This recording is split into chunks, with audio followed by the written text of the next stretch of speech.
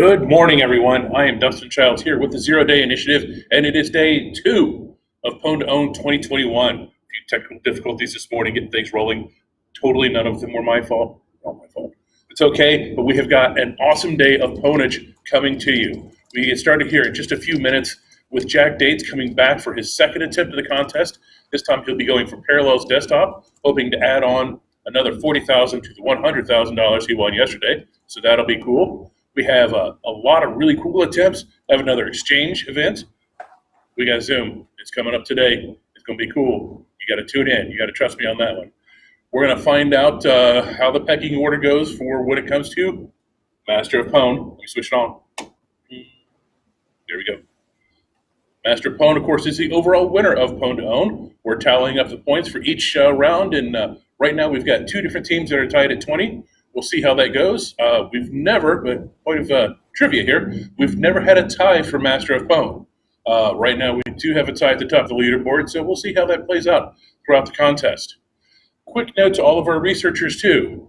You may have heard that I have successfully sequestered our budget director in parts unknown. That means for each round, we're doing full payouts. So we had exchange yesterday, $200,000. That's in the server category. If it hits today a full win, that's another $200,000. Same for the enterprise communications category. Yesterday we had Microsoft Teams. That was awarded $200,000. If Zoom hits full today, that's another $200,000. So each Parallels Desktop, we have a few, those could be worth $40,000. So every round is still full price. So yay for that. It's a long budget. It's good. It's good. We'll get through it together. It's going to be awesome. But we've got a great show coming up for you today. Also, in between the attempts, don't go away because we got some great content for you right before our Chrome attempt, which I think is about at 10:30. You check the schedule, check our blog. We got a great video coming up. Dragos Ryu from the CanSec West Conference talks about browser exploitation. So if you wondered how do you get into this, where do I start, how do I begin, this browser exploitation video is going to be great. We've got some videos with other researchers coming throughout the day, and we've got a special video this afternoon with Mark Dowd, who is a fantastic researcher and has done a lot of work throughout the industry. So definitely stick around for that too. I think that's almost like a half-an-hour video, and it's a really great interview. So definitely stick around for that. So in the meantime, Jack Dates is coming up first. He'll start here in just a couple of minutes. So hang tight with us. It's going to be a great day of pwnage. Let's get to it. Thank you. We'll see you there.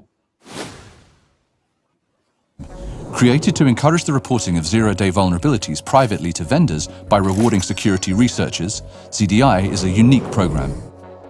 It incorporates the global community of independent researchers, augmenting our own internal research organization with additional zero-day vulnerability research and exploit intelligence. ZDI is also a top supplier of bug reports to Microsoft, Adobe, and ICS CERT. Bug reports submitted to the program are first verified by our own Trend Micro researchers. We don't publish any technical details concerning the vulnerability. However, once we confirm it, Trend Micro Research creates protection, enabling our customers to mitigate attempts at its abuse. The bug report is also shared with the affected vendor, who has 120 days to produce a security patch to correct the issue. Once the vendor's patch is released, we publish our own advisory with additional details. Our disclosure policy ensures bugs will not be swept under the rug by the vendor. On top of that, as more and more bugs are reported, bonuses and top-up awards increase through a loyalty program similar to frequent flyer miles.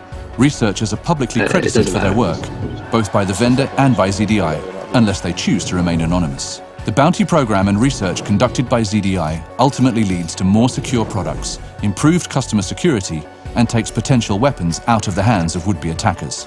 Our annual Pwn2Own hacking competition has resulted in defense-in-depth improvements such as stronger sandboxes, reduced attack surfaces, and vulnerability-specific mitigations in popular web browsers. Without ZDI, many vulnerabilities would continue to remain hidden or be sold on the black market to be used for nefarious purposes. The Zero-Day Initiative is a key component in Trend Micro's world-leading insight into vulnerability and exploit intelligence. Trend Micro customers receive protection ahead of a vendor patch to aid in their defense until a fix is available. On average, over 2 months before the vendor issues a patch. That's if the vendor issues a patch at all. ZDI combines its mature bug bounty processes with modern thinking to deliver cutting-edge research and value to the researcher and practitioner communities alike. The work done by the Zero Day Initiative makes the digital world safer for everyone. Gotcha. Yeah, same thing.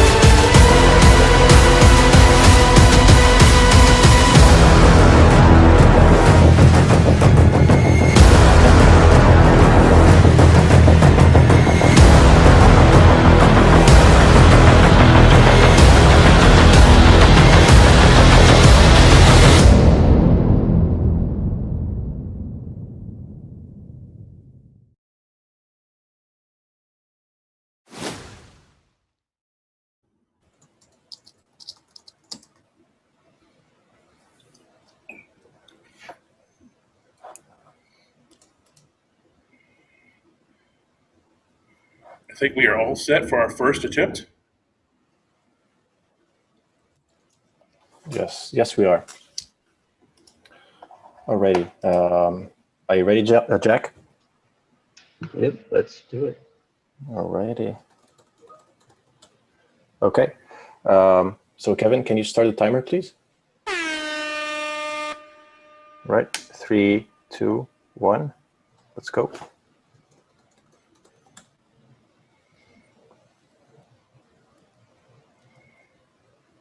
Boom.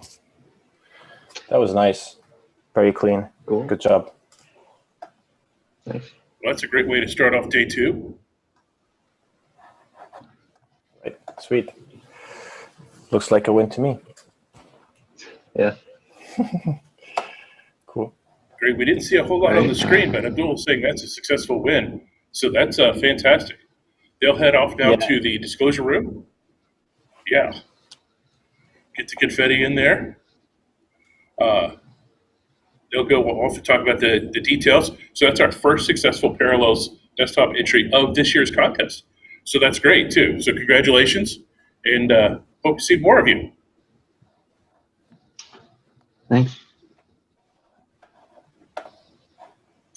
So there we have it. What a way to start day 2.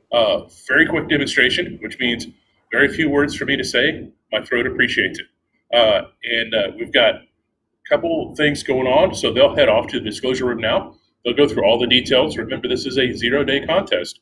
So that means that we must not know about the exploit used, and the vendor must not know about the exploit used. Once all of that is taken care of, once all that is taken care of, we'll confirm the win. Follow us on Twitter @theZDI, and that'll post all of the success, fails, confirmed, etc. Get all the results there. Also, be sure to check out our blog, zerodayinitiative.com/blog. That's got the full schedule, and we're also updating that live with results throughout the day. So definitely hang out, go check that out as well. Coming up next, we've got some folks who are going to target Google Chrome and Microsoft Edge Chromium at the same time. A double tap should be really, really interesting. That should be coming up. Let me check the schedule at 10:30, I believe. So check the schedule, make sure that we're on schedule now that we're on schedule. And check it on your phone if you need to. And yes, coming up at 10 o'clock, don't listen to me, 10 o'clock, not 10:30. At 10 o'clock, Bruno Kite and Nicholas Baumstark of the Data Flow Security team will be targeting Chrome and Edge. So that should be a really interesting display as well. Until then, stay on the stream. Like I said, we've got a great video about browser exploitation coming up. You don't want to miss that. Right, see you then.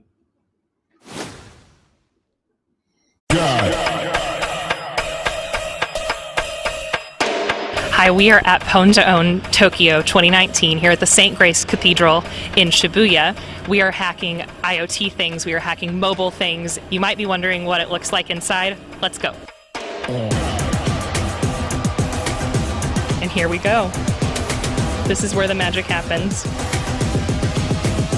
Show me what you got. Back that up, back that up, back that up. All of our attempts take place up here. We have an RF enclosure so that anything we do doesn't interfere with anyone else, and what they are doing in there can't be interfered with. We are about to see an attempt against a TV, which is a first this year at Pwn2Own Tokyo. They are setting up now. Let's see what's going to happen. Show me what you got. Our day began with the fluoroacetate duo of Amat Kama and Richard Zhu targeting the Sony X800G television. This was the first attempt against a television in Pwn2Own history, but it took no time for the Pwn2Own veterans to get a bind shell due to a JavaScript out-of-bounds read in the embedded web browser. Their first successful exploit of the contest earned them $15,000 and 2 points towards Master of Pwn. Next up, Pwn2Own newcomers Pedro Ribeiro and Radek Lomansky of Team Flashback targeted the LAN interface of the Netgear Nethawk Smart Wi-Fi router. The router category is also new for us in this year's event, and several entrants decided to test their skills against the ubiquitous devices. Pedro and Radek had no problems leading the way by using a stack-based buffer overflow to get a shell on the router. Their first foray into the Pwn2Own world earned them $5,000 and half a Master of Pwn point. In a day full of first, the fluoroacetate duo returned for our first attempt ever in the home automation category. They chose the Amazon Echo Show 5 for their target, and with the device in an RF enclosure to ensure no outside interference, they used an integer overflow in JavaScript to compromise the unit and take control. The exploit earned them $60,000 and 6 Master of Pwn points. Richard and Amat returned to the television category, this time targeting the Samsung Q60. Although their first attempt failed, their second attempt was able to use an integer overflow in JavaScript to get a reverse shell from the television. Show me what you got. This successful demonstration earned the team another $20,000 and 2 more Master of Pwn points. Richard and Amat returned once more, this time targeting the first handset of the competition. They used a JavaScript bug that jumped the stack to exfiltrate a picture from the Xiaomi Mi9. Once patched, this should prove to be an interesting write-up. They earned another $20,000 and 2 more Master of Pwn points for their efforts. Next, the flashback duo of Pedro Ribeiro and Radek Lomansky targeted the WAN interface of the Netgear Nighthawk Smart Wi-Fi router. Although their attempt took some time due to the device starting up, they were able to remotely modify the router's firmware such that their payload persisted across even a factory reset. That's pretty much the definition of persistence. They earned $20,000 and 1 more Master of Pwn point for their successful demonstration. In their final attempt of the day, Pedro and Radek targeted the LAN interface of the TP-Link AC1750 Smart Wi-Fi router. They used a total of 3 different bugs, starting with the command injection vulnerability, to get their code executed on the target. They earned themselves another $5,000 and half a Master of Pwn point. That brings their total winnings for their first day of their first Pwn2Own ever to $30,000. Not a bad first day. The team from F-Secure Labs, Mark Barnes, Toby Drew, Max von Amerigon, and James Lerero, were up next, also targeting the TP-Link AC1750. Although they had a successful demonstration, complete with synchronized lights on the router, the exploit used some of the same bugs as the previous contestant. It still qualified as a partial win, but no Master of Pwn points were awarded. It was still a great demonstration, especially the Vegas lights on the router. In their final attempt for day 1, Richard and Amat returned to target the Samsung Galaxy X10 versus the NFC component. They used a bug in JavaScript JIT, followed by a UAF to escape the sandbox and grab a picture off the phone. All it took was a tap. Their final entry for day 1 earned them $30,000 and 3 Master of Pwn points. That puts their day 1 total at $145,000. They also have a commanding lead on Master of Pwn with 15 total points. In our final attempt of the day, the crew from F-Secure Labs targeted the Xiaomi Mi9 in the web browser category. They successfully demonstrated their exploit by using a chain of 2 logic bugs.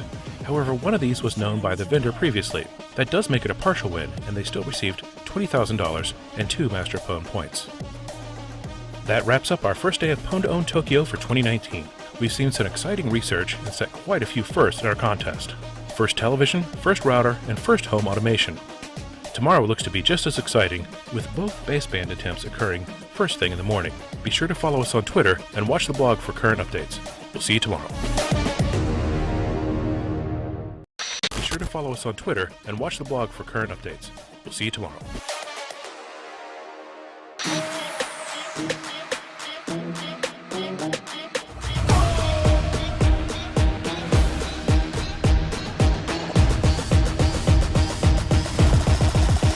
The money in the bank. The second and final day of Pwn2Own Tokyo 2019 is in the books, and much like day one, some great research was put on display. The day began somewhat quietly as Team Fluoroacetate withdrew their entry targeting the baseband component of the Oppo F11 Pro handset. Instead, they moved straight to the Samsung Galaxy S10 in the same category. Their Rogue base station used a Stack Overflow to push their file onto the target handset. A successful demonstration earned them $50,000 and 5 Master of Pwn points. This is the third year in a row the Samsung handset has been compromised via baseband. In their penultimate entry of the contest, Richard and Amat turned their attention to the LAN interface of the Netgear Nighthawk smart Wi-Fi router. They were able to successfully demonstrate their research. However, their auth bypass had been used by a previous contestant's entry. This makes this attempt only a partial win. Next up, Pedro Ribeiro and Radek Domjanski of Team Flashback continued their run on wireless routers by targeting the WAN port of the TP-Link AC1750 smart Wi-Fi router. They used a Stack Overflow combined with a logic bug to gain code execution on the device. This earned them $20,000 and 1 more point towards Master of Pwn. They wrap up their first Pwn2Own with a total of $50,000 and 4 successful demonstrations. We certainly hope this is just the beginning of a long and prosperous Pwn2Own career. The team from F-Secure Labs, which includes Mark Barnes, Toby Drew, Max Van Emerangen, and James Luderiero, began their second day of the competition, also by targeting the WAN interface of the TP-Link AC1750 smart Wi-Fi router.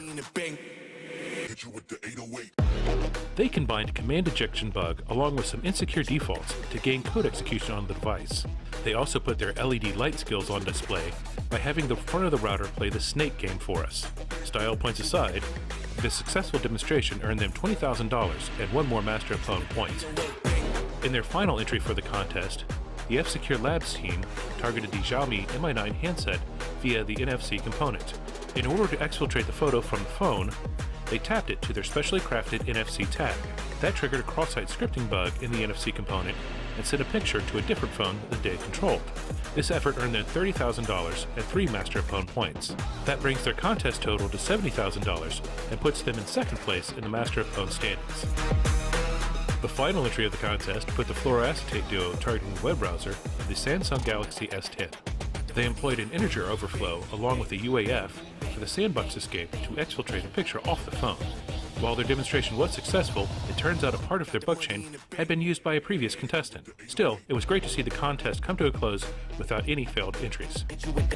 That brings our contest to a close, and with $195,000 and 18.5 points, the Fluoroacetate duo of Richard Zhu and Amat Kama retained their title of Master of Pwn, their third in a row. They also picked up some more fancy garments to add to their wardrobe, as the Master of Pwn jackets fit perfectly.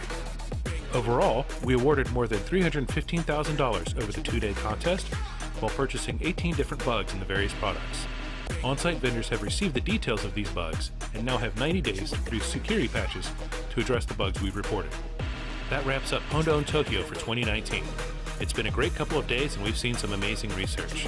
Follow us on Twitter and we look forward to seeing you at our next Pwn2Own contest, which takes place in sunny Miami Beach, Florida. Our focus shifts away from consumer electronics to industrial control systems. We hope to see you there.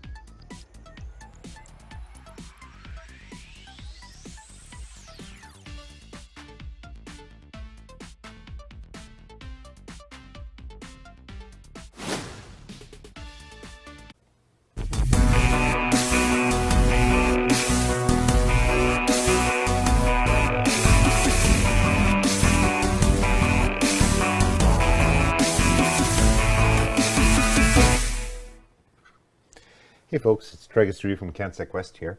I'm going to give you a little walkthrough of what's going on with the world of browser exploitation and the Pwn2Own competition coming up and the browser awards that are available there.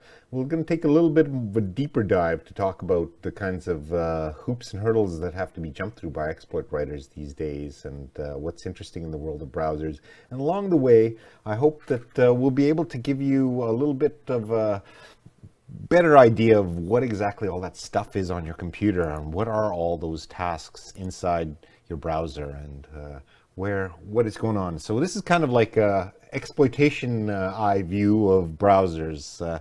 What do you have to do to get to the finish line?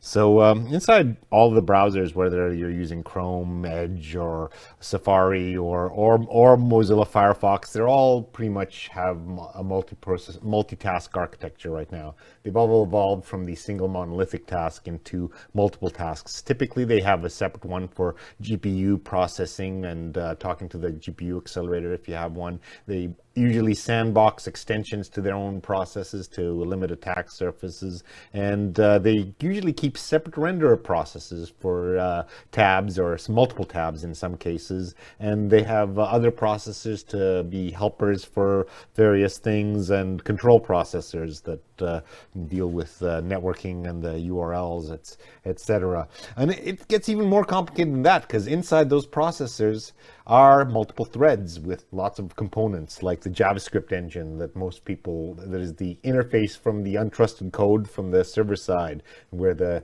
JavaScript sandbox tries to isolate it. The WebRTC connections that interface to the microphone and cameras and give you the video conferencing applications inside web browsers and that music, etc. And the complexity of all these systems, and as the browsers themselves have evolved, have made the difficulty of exploiting them much more difficult. So this year's targets for Pwn2Own, there are 4 targets: Chrome, Edge, Safari, and Firefox, and each of them has a different set of levels that you can exploit inside the browsers themselves. If you exploit the render process only, there's 1 prize for Chrome and Edge. And if you get through the various layers of bubble wrap and band-aids that try to keep you out of the sandbox in JavaScript, that's another prize. And that lets you have access to the operating system level of the browser. You would then have to do another backflip through hoops to get an escalation of privileges and get into the kernel if you want to control the computer outright.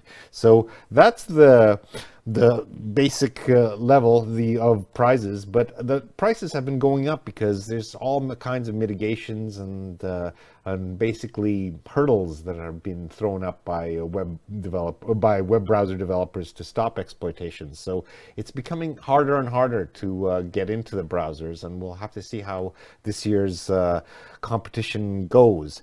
To understand exactly what there is to exploit in the browsers, we have to go and look at the history of browsers themselves and to look at where this code and code bases that they're the exploit hunters are poring over and that the developers are all trying to secure come from. The original browsers, NCSA Mosaic and others, eventually led to Internet Explorer and Firefox, the original classic battle between those two. And there was Opera and several others, but most of those have fallen by the wayside. Chrome eventually came along the way, and all these browsers today distill to roughly 4 different browsers, but it's really only 2.5 inside, and I'll explain why 2.5 exactly a little bit later. But roughly there's 2 general architectures that these browsers all have. They either put each tab in a separate process as much as possible, like Chrome and Safari, or they put multiple tabs into worker tasks, like Firefox does, which has exactly 4 worker tasks that each handle multiple tabs. The 4 worker tasks allow you to parallelize them over multiple cores in a CPU and get you all kinds of advantages. And Firefox has been slowly increasing the number of processes and evolving to be more like Chrome. But why is it 2.5? So let's go back and let's go take a look at the evolution of Edge. Because Edge came from Internet Explorer, which was a giant monolithic C++ code, and it was eventually split up into multiple things. And these days we're trying to get rid of it, even though it's still running on an awful lot of old computers. So the new Edge was replacing the old Internet Explorer, and that was basically a ground-up rewrite of Internet Explorer. But that was recently discarded, and there's a new Edge, which is essentially Chromium. So Microsoft has adopted the Chromium source and is now beginning to add their own bits to it. They're beginning to leverage their knowledge of the Windows platform and add more security integrations. And it's going to be interesting to see if Microsoft's branch of Chromium will diverge from the main line. Because at the end, all of these eventually come from a thing in Safari called WebKit. And it's the mother of all renderers. There are really only two real rendering systems that are used in browsers, the WebKit based ones and the ones based on the Firefox Gecko engine. And so WebKit originally came from Safari and was made open source by Apple, and that led to a lot of people securing it, a lot of people using it. It's been beaten up in Pwn2Own competitions for years, but eventually it led to multiple ports of it. So WebKit and that venerable web rendering code is in all kinds of different flavors and branches of the original evolution. WebKit's the basis for all kinds of browsers. It's a basis for Chrome that so many people use it. The divergent version of Chrome for iOS, Safari, the Qt WebKit browsers that are used for the KDE browsers and so many embedded browsers, and even the Android browsers are all based on WebKit. So that means it's possible to get an exploit that works across many browsers and many platforms. It's an interesting and important bit of code that has been beaten up in Pwn2Own for many years and made quite much harder from all the exploits. It's now become much more difficult to exploit than the usual easy pickings that characterized it in its early days. So let's go talk about the next evolutionary chain of browsers, and that's the Firefox browsers, which started out as a monolithic browser and then became multi-process over time. It now has a similar structure to Chrome and is becoming more like Chrome every day. It has one main process with GPU process. It puts extensions into one separate process, and then has 4 worker tabs that contain the Gecko engine. And the Gecko engine is used by other Mozilla products like Thunderbird. It's got a number of important components, most critically for this particular presentation, the SpiderMonkey engine, which is where the JavaScript runs and where the sandbox has to be put in and escaped. So that's the other evolutionary tree. Let's go and take a little bit of a deeper look at Chrome and what's going on there. This is the standard architecture diagram from the Chrome docs that tries to explain what goes on functionally at inside the Chrome architecture, where you have browser tasks and renderer tasks. The renderer tasks take care of tabs. The browser tasks take care of coordination and communication. But the source doesn't look anything like this. The bits where you're going to be looking for bugs look a little bit like this, and you can see its prominent resemblance and heritage to the WebKit browser. But Google has changed various parts inside, and there's for instance, a new Blink rendering engine. So it's evolved from the same source, similar in many ways, but also different in many ways, with different mitigations and its own different ball of wax. Inside the code itself, however, it doesn't bear the same much relationship to what's actually in the processes, in all those tasks on your computer. So here's a better description where roughly the small boxes correspond to threads inside of a process, and the colors correspond to tasks that are different, processes that are different tasks. So you have the browser tasks, Zygote tasks, renderer tasks, GPU tasks, utility tasks. Let's take a look at these, each one in turn. The browser task is where all the fun is. This is the finish line if you're going to be exploiting the browsers, because this is where all the high privilege stuff happens. This is where the networking goes, the URLs get requested, the cryptography happens, the file system access. So this is the bit you have to get into if you're going to get to the The browser tasks or process holds the keys to the kingdom in terms of file, network, and cryptography access, but it's the finish line. The actual work for the exploit developers is in the next section of the code base called the zygote. And the zygote is arguably the most complicated part of the Chrome architecture. It contains lots of components, the bits of code, and it essentially spawns multiple processes as copies of itself in renderer process. The renderer itself is where the nitty-gritty of translating HTML and doing the JavaScript and rendering everything all happens for each tab or multiple tabs if Chrome is running out of room. And it's really the first place of the exploit writers have to look for code and to get through and to exploit. The renderer talks, if you have a GPU, to a graphics acceleration task, which does all the heavy lifting of the bitlets and moving bitmaps around the screen, video chunks, and does all that stuff to offload the CPU very quickly. And it's, again, only present if you have a GPU. For video, there's also another task, particularly for sound and video, the utility task that does all kinds of other little bits, like grabbing your webcam input and sending it out to Zoom or your microphone, or playing that super annoying loud web page that didn't mute the sound on entry on your speakers. So this is the overview of the overall tasks that you have to get through, but most of the time the code you control is in JavaScript, which is wrapped by another layer of protections. And the best metaphor I have for JavaScript is it's a layer of bubble wrapped in a giant ball of duct tape and band-aids to protect the code and the other bits of the browser from that code.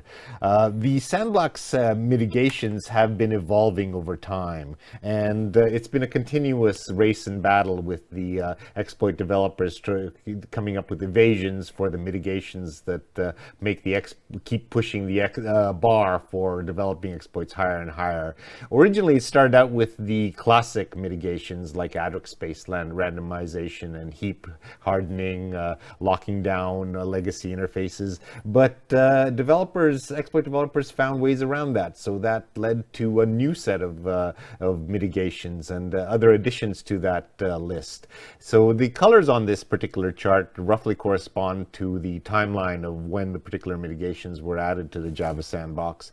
And as the methods of evading the sandbox became more esoteric, the countermeasures became more and more complex, and even adding code-signed cryptographic measures and lots of things that are making exploits really difficult these days. The interesting one on this list is the red one at the bottom, the shadow stack, because that was just introduced in December and was only available on the latest Microsoft hardware. So this will be the first time at Pwn2Own that particular mitigation has faced the scrutiny of security auditors. So it's going to be an interesting contest. I hope you've learned a little bit about what's here inside your browser, and we'll see you on the streams over the next few days.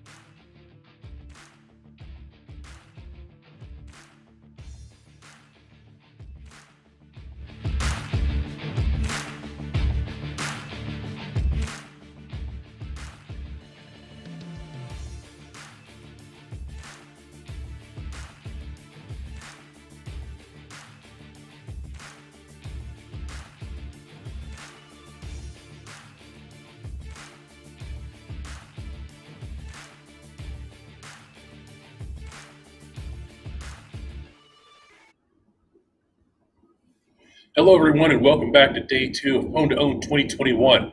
We already had a great start to today. Jack Dane successfully demonstrated his exploit against Parallels Desktop. He won, and we confirmed that. That was 3 bucks he used to earn himself $40,000, 4 more points towards Master of Pwn. His 2-day total is now at $140,000. That's a pretty nice contest for him. First time contestant, so congratulations. Hope we see a lot more of him in the future. The next 2 coming up are returning veterans of Pwn2Own.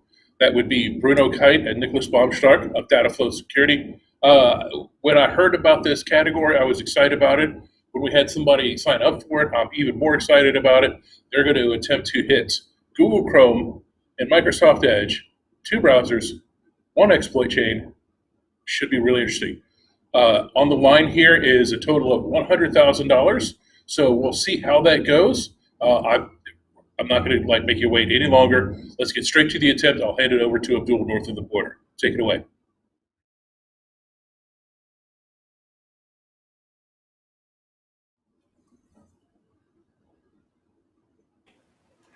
That was a nice picture of you, Bruno.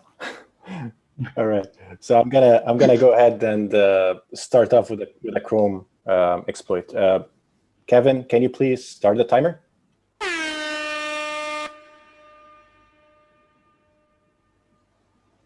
Alrighty.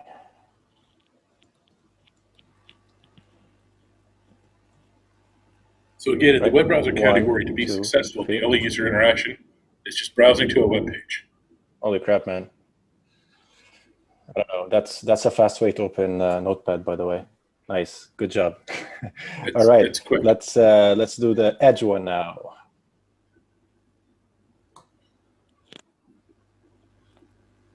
So we have a successful Chrome demonstration.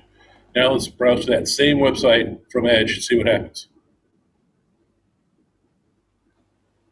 Same exploit. 3, 2, 1. Nice. Look at that bad boy. Good job, man. Awesome job. Nicely done. Nice. Congratulations. Good job. Congratulations. Thank you, guys. You know, Bruno's. I looked at Bruno's Twitter bio. It said "washed up researcher." I don't think that's entirely true anymore. That was some great demonstration. So 1 exploit, 2 web browsers. Wow. Again, only user interaction was browsing to the web page that was attacker controlled. So browse and own both those browsers. So that's great. They head off to the disclosure room now to talk about all the details of it. And it'll take a little bit longer because we've got multiple vendors. We had to verify with Google. We got to verify with Microsoft. So our next attempt will be at 11:30. That will be Team Vitel. They will be targeting Microsoft Exchange again. We had a successful Exchange exploit yesterday. We'll see if we get one today.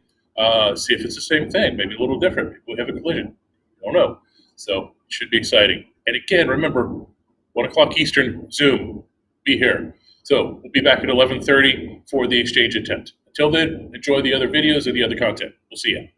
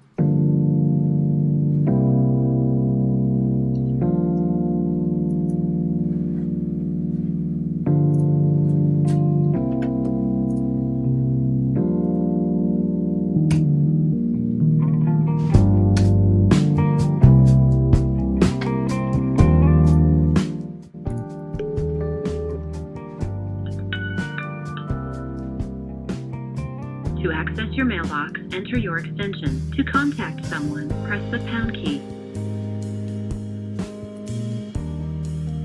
Use the keypad to spell the name of the person you're calling, last name first, or to spell the part of their email address that comes before the @ sign, press the pound key twice. If you know the extension, press the pound key. To speak to an operator, press *. Enter the extension of the person you're calling. To cancel, press the * key. Connecting you to Attacker 1. To leave a message instead, press the pound key. Please leave a message for Attacker 1. After the tone, please record your message. When you finish recording, hang up or press the pound key for more options. Boo!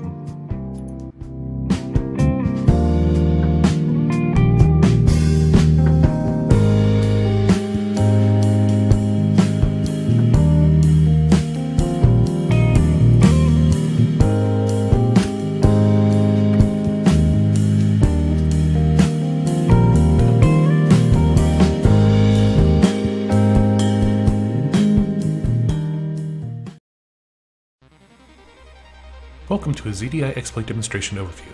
This video covers a remote code execution bug in the Microsoft Exchange server.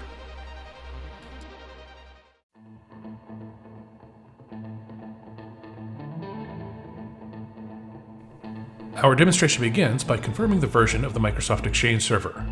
We then ensure the Exchange control panel process is started and functioning normally.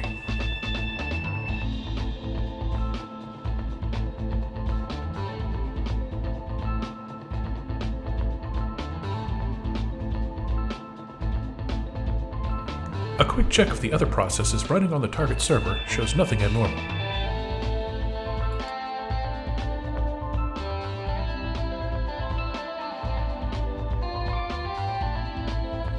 Our proof of concept requires two arguments, the ASP.NET session ID and the viewState generator value.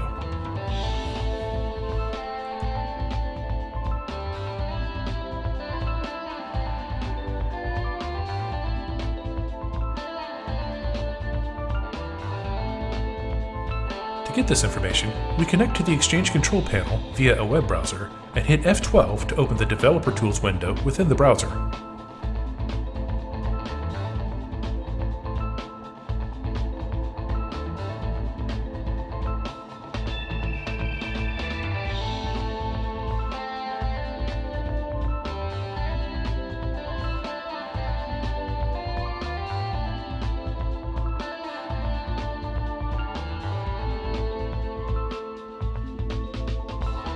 Once we log on as an authenticated user, we're able to see the ASP.NET session ID in the response cookies.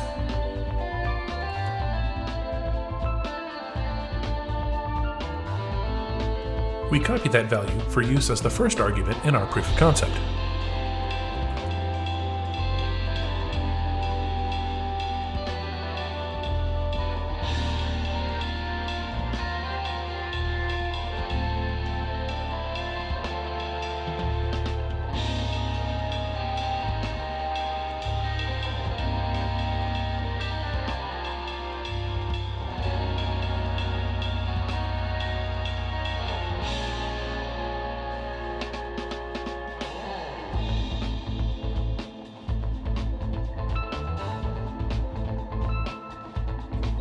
We then search for and locate the viewState generator value. This also gets copied to the command line.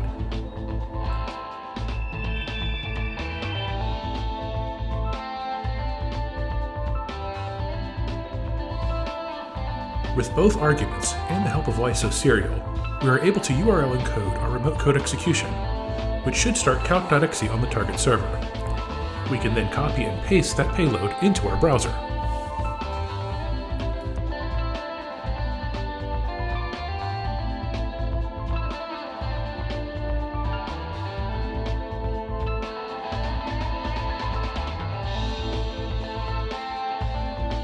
Although the server responds with a 500 unexpected error, a check of the processes on the target server shows we did indeed pop calc with elevated privileges.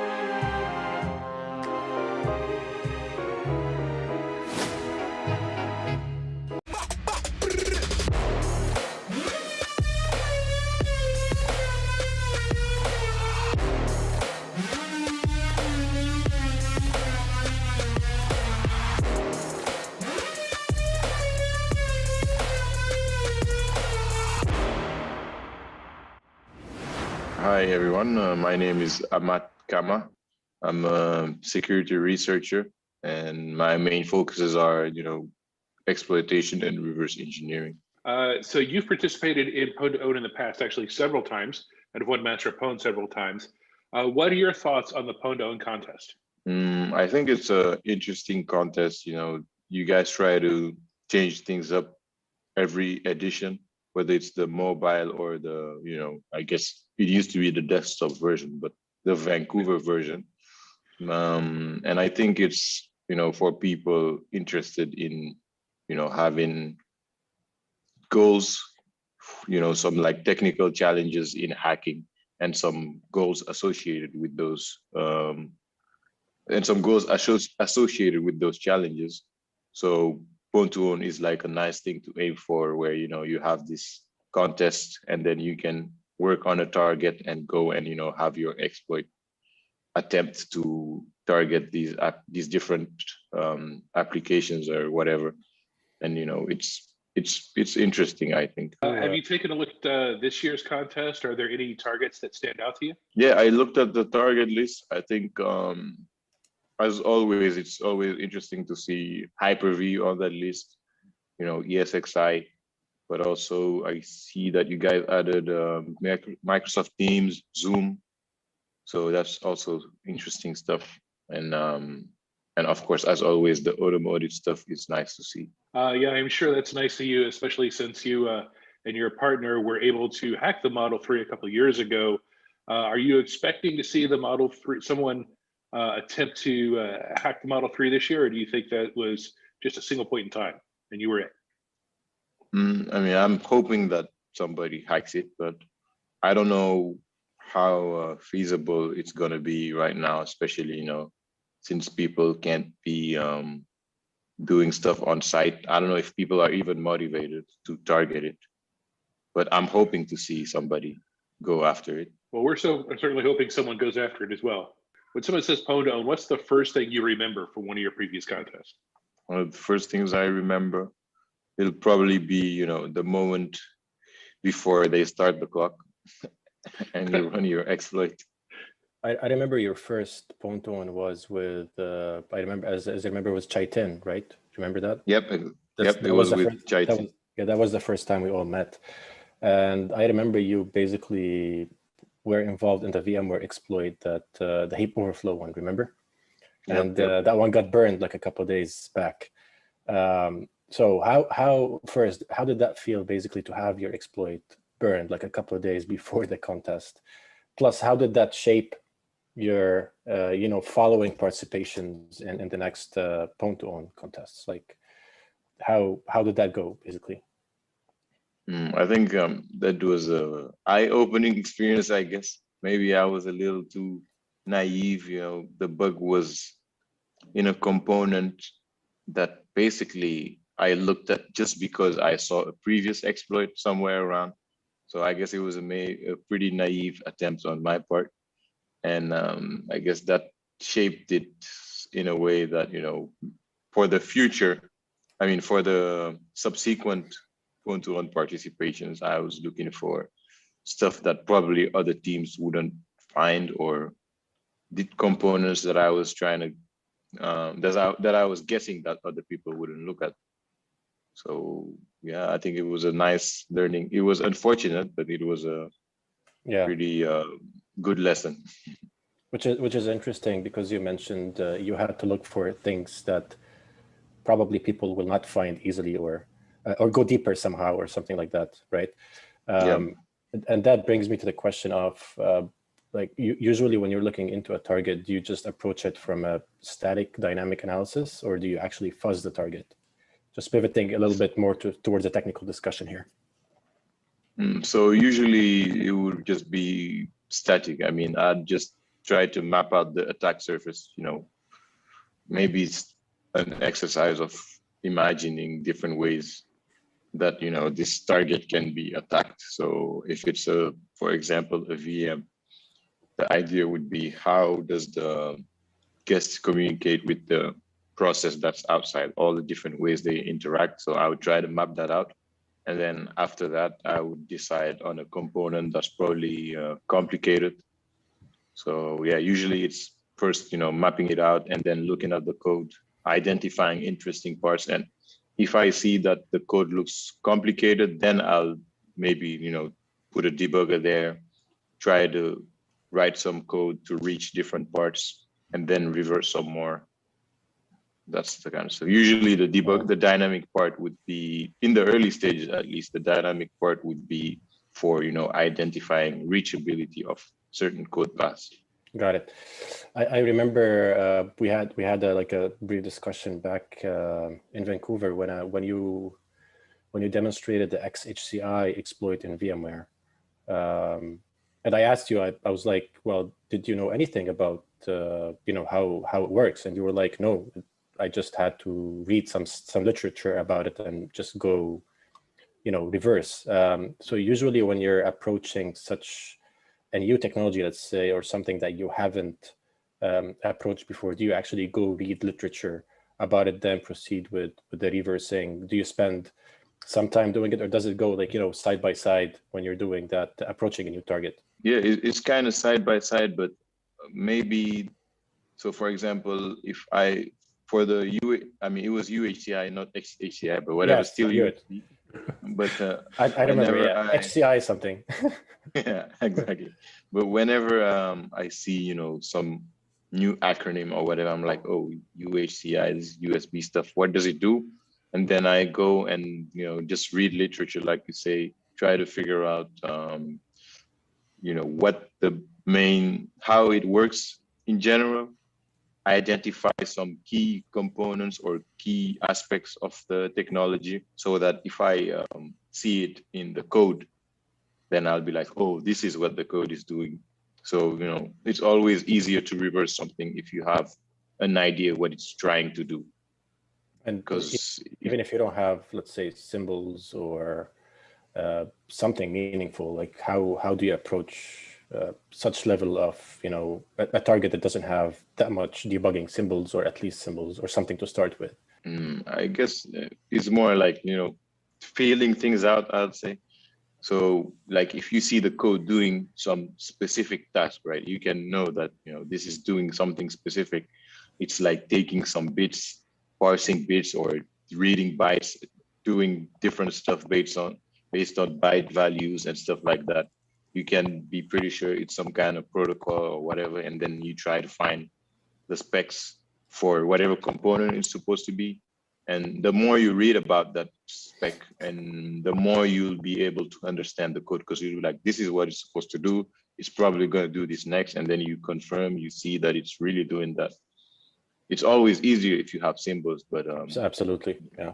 I know you are originally a CTF player, and a huge fan of CTF. So and it seems that the CTF way of thinking helped you a lot in actually Pwn2Own and basically writing modern exploits. So can you tell us a little bit more about that, especially the fast turnaround of reversing a certain protocol or reversing a certain technology, and you basically acquired that somehow through CTF challenges, or learned it through the way of thinking in CTF challenges. So can you tell us a little bit more about that? So I think CTF is pretty useful because usually, challenge makers will try to throw something that you don't know about. So I think one of the best skills you need for CTF is like being able to learn something new quickly, because they're usually, very short.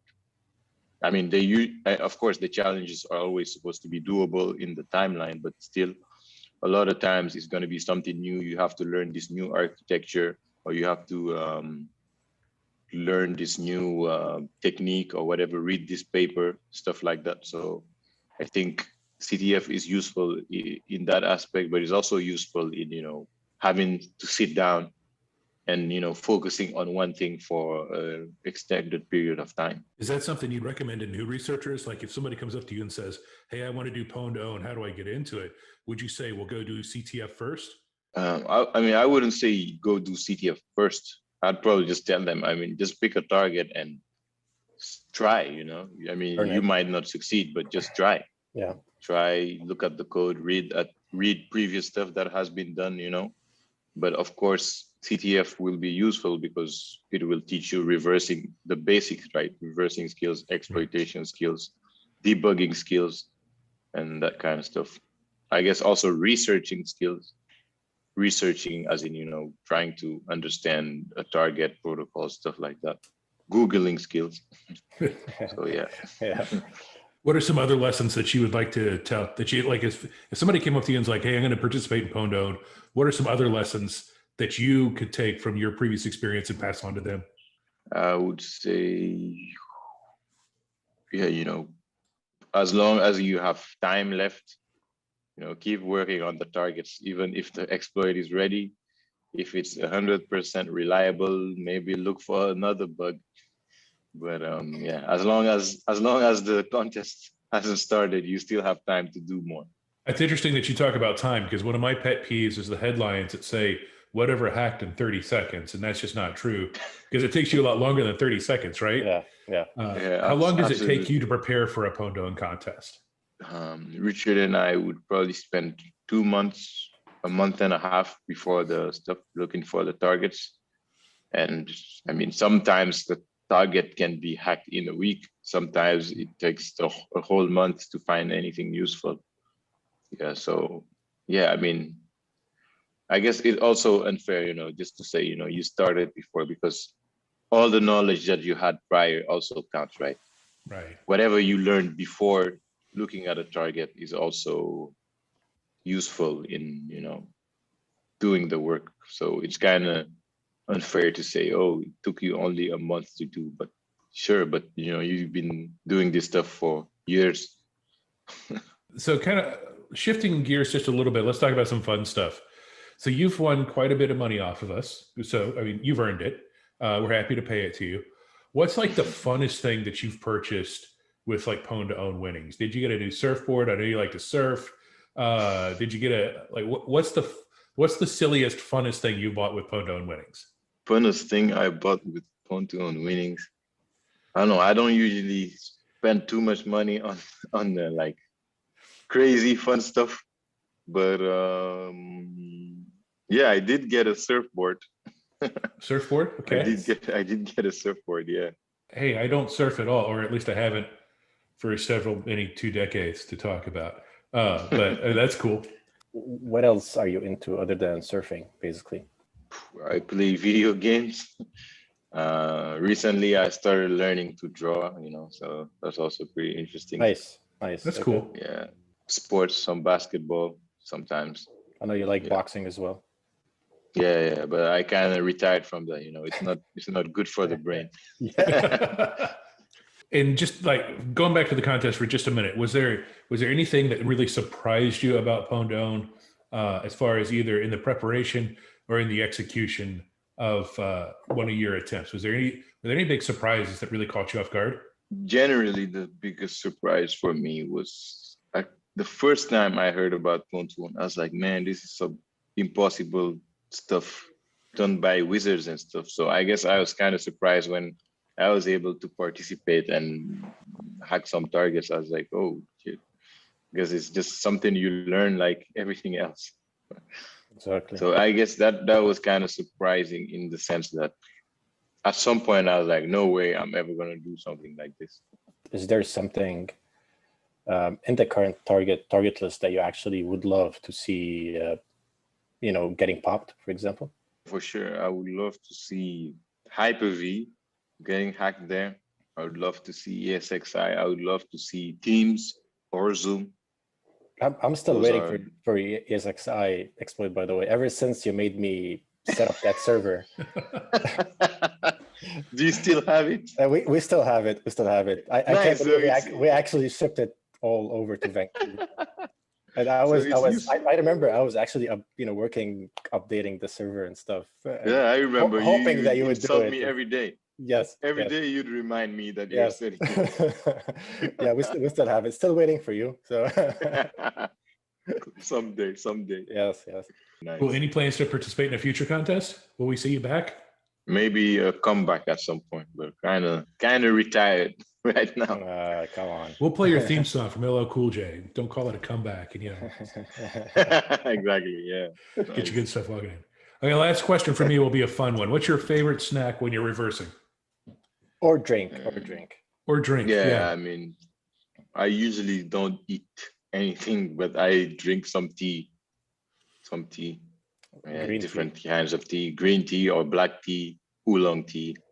Yeah, just a bunch of different tea, Usually when I'm stuck, because when I'm not stuck, I forget about snacks or drinks. The last one is there anything that basically you want to tell the newcomers, basically whoever want to get into reversing and exploitation, especially that you are from Senegal, so basically a lot of people from Africa definitely want to get into that somehow. So what would you actually recommend for them to start with, or to do basically to get into the space? I guess in general, it would be somebody interested in reversing or whatever, but still there has to be targets that interest them more. And I think they should just go at whatever target interests them more and just, keep trying it. I mean, if you only have, a month to work on it, just spend a month. If you don't make it, you'll at least learn a lot of stuff for the next edition. So the biggest advice is just go at something that you are interested in and just keep looking, man. Keep looking. I mean, it's easy to know that, with code, it's easy to find more to look at, right? You looked at this part, okay, didn't find anything, look at the next part. Just keep looking. Well, Exactly. Ahmad, I want to thank you for your time. I want to thank you for your participation in previous contests. It certainly has been a lot of fun for us to see your exploits in actions, and we've been happy to write all the checks to you that we have written, and hopefully we'll write a few more for you in the future. Yes. Completely. Thank you very much. Thank you, guys. Nice talking to you guys. Thanks a lot.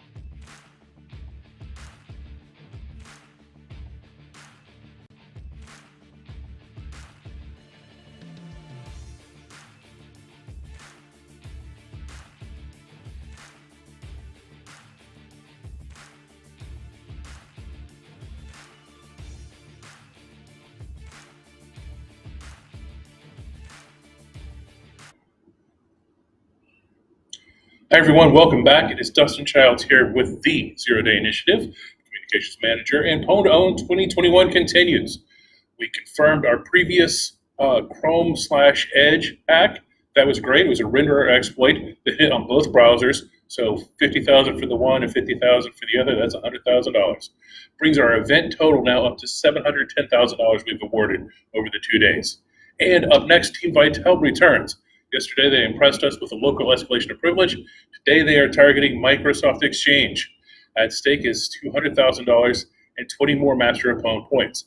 That would put them ahead in the Master of Pwn standings, looking to get the trophy, the jacket, everything that goes with Master of Pwn. So we'll see if that can happen. This is our second attempt in the Exchange category. Collisions have happened before, so we'll see what's going on here. With that, I'll hand it over to Abdul, and our team north of the border will be running the attempt. So Abdul, over to you.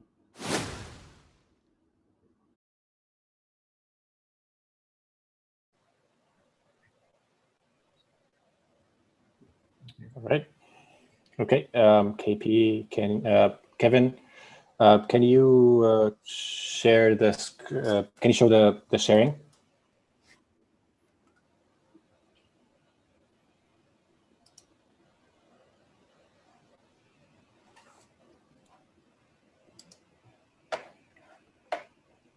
Sounds like we might be able to see a part of this in action.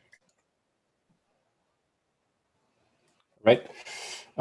So as you guys can see, this is Exchange 2019. Now we're going to shortly switch to the attacker machine. Kevin, can you stop sharing now, please?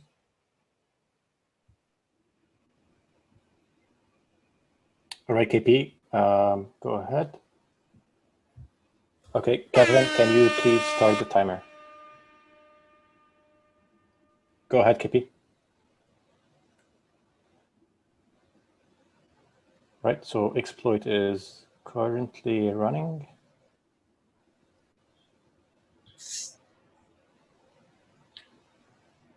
So how long will this take, Vitel?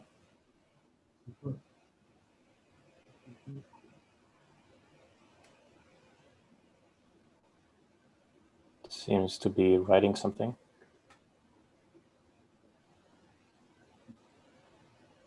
As a reminder, they've got 5 minutes to demonstrate their exploit. Snap.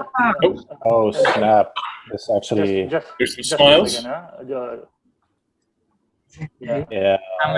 That's fine, right? 1 second. We're just... Okay, are you ready to share, KP? Yeah, this one like output of like who am I? Okay. Can you share the screen, please, Kevin?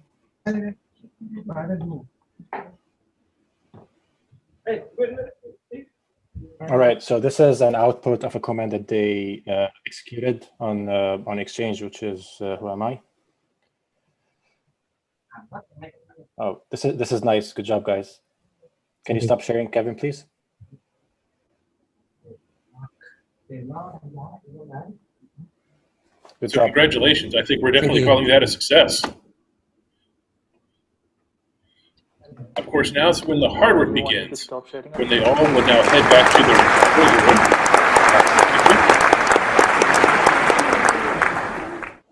Yes. Thank you. If you haven't guessed, Kevin is our producer as well, not just our magical screen share in the sky.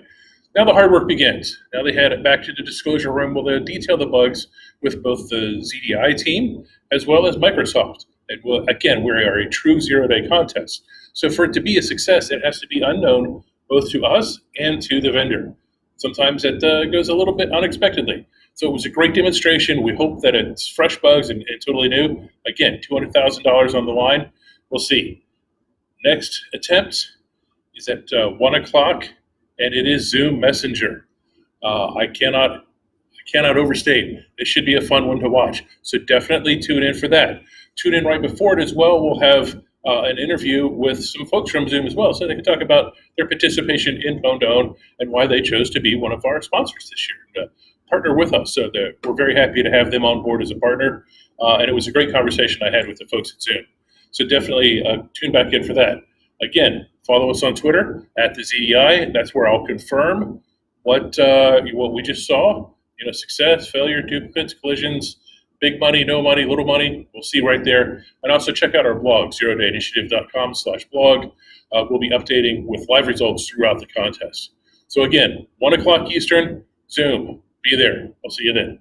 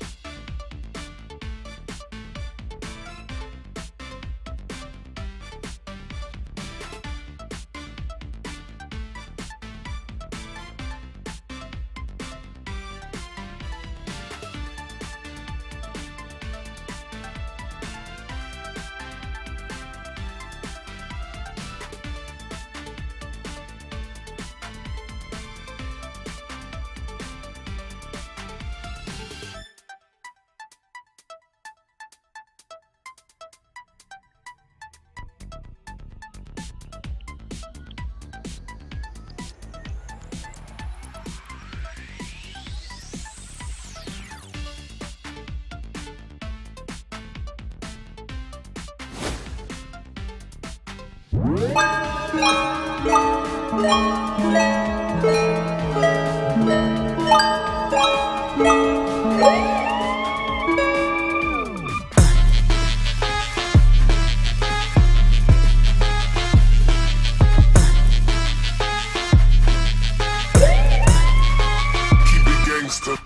and welcome to Pwn2Own Tokyo 2018.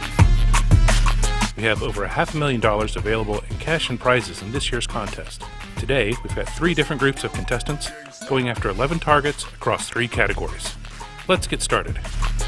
Our day began with Fluoracetate, the team of Matt Kama and Richard Zhu, successfully exploiting the Xiaomi Mi6 handset via NFC. Using the Touch to Connect feature, they forced the phone to open the web browser and navigate to their specially crafted web page. During the demonstration, we didn't even realize that action was occurring until it was too late. In other words, a user would have no chance to prevent this action from happening in the real world. The web page used an out-of-bounds write in WebAssembly to get code execution on the phone. This started off the contest great, with $30,000 awarded and 6 Master of Pwn points.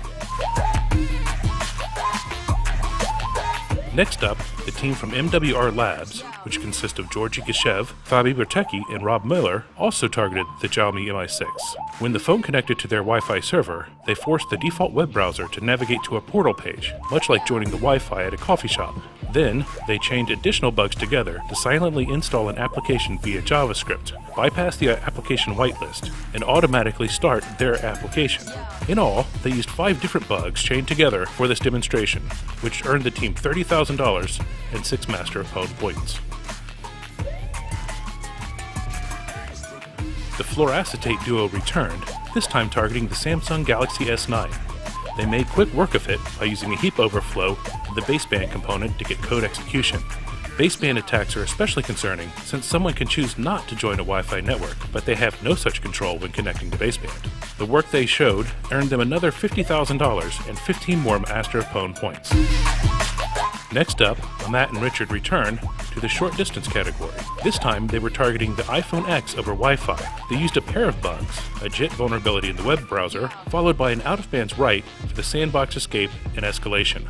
This successful demonstration earned them $60,000 and 10 additional Master of Pwn points. This ends their first day of competition with $140,000 total and a commanding lead of Master of Pwn for 31 points. Following that attempt, the team from MWR Labs combined 3 different bugs to successfully exploit the Samsung Galaxy S9 over Wi-Fi. They forced the phone to a captive portal without user interaction, then used an unsafe redirect and an unsafe application load to install their custom application. Although their first attempt failed, they nailed it on their second try to earn $30,000 and 6 more points towards Master of Pwn. In our last entry of the day, Michael Contreras made sure his first Pwn2Own attempt was memorable. He wasted no time in exploiting a type confusion bug in JavaScript on the Xiaomi Mi6 browser. In doing so, he earned himself $25,000 and 6 Master of Pwn points. It was a fantastic demonstration, and we look forward to seeing his work at future events. That wraps up day 1. So far, we had 6 attempts and 6 perfect successes. We awarded $225,000 in total and purchased 13 bugs. Stay tuned for us tomorrow, where we'll be back with even more bugs, including more iPhone exploits and more Samsung exploits. Thanks, we'll see you then.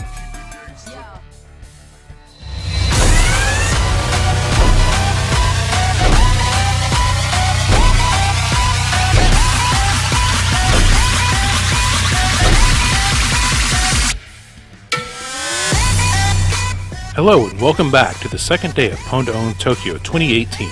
Today we have 5 additional attempts. We'll crown a Master of Pwn and see some great research. Our day began with the Fluoracetate duo of Matt Kama and Richard Zhu targeting the iPhone X in the browser category. After a stellar first day, they kicked off day 2 in style by combining a JIT bug in the browser along with an out-of-bands access to exfiltrate data from the phone. For their demonstration, the data they chose happened to be a deleted picture, which certainly was a surprise to the person in the picture. This research earned them $50,000 and 8 more points towards Master of Pwn. Next up, the MWR Labs team of Georgi Gishev, Fabi Bertke, and Rob Miller also targeted the iPhone X in the browser category. Unfortunately, they couldn't get their exploit chain to work within the time allotted, resulting in a failed attempt. However, they did have some great research, and we acquired the bugs through our normal ZDI program. Following that, the fluoracetate team returned, this time targeting the web browser on the Xiaomi Mi6. They continued their successful Pwn2Own by using an integer overflow in the JavaScript engine to exfiltrate a picture from the phone. They earned themselves another $25,000 and 6 more points towards Master of Pwn. The fluoracetate team couldn't keep their momentum going throughout the entire competition, as their last entry fizzled out. They attempted to exploit the baseband on the iPhone X, but they could not get their exploit working in the time allotted. Still, 5 out of 6 successful demonstrations is pretty remarkable. We're glad to see these two team up and hope to see more from them in the future. Our final entry for this year's event saw the MWR Labs team target the web browser on the Xiaomi Mi6. The team combined a download bug along with a silent app installation to load their custom application and exfiltrate pictures. This earned them another $25,000 and 6 more points towards Master of Pwn. That brings to a close Pwn2Own Tokyo for 2018, and with 45 points and $215,000 earned, we're happy to announce that the team of fluoroacetate, Amat Kama, and Richard Zhu have earned the title Master of Pwn. Congratulations, and we hope to see you again in the future. Overall, we awarded $325,000 over the 2 days as we purchased 18 zero-day exploits.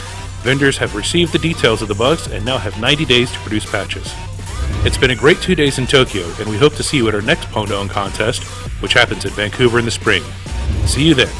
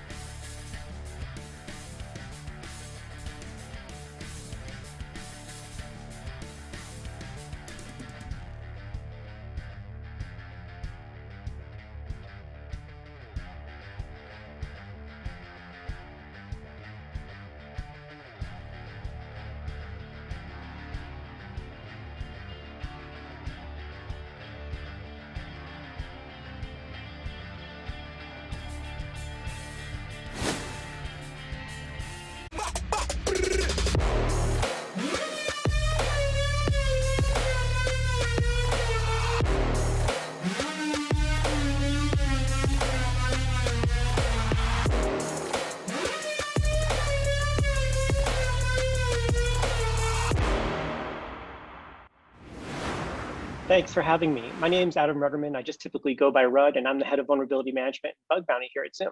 My job basically means I have three functions at Zoom. First off, I oversee our product security incident response team, our PSERT.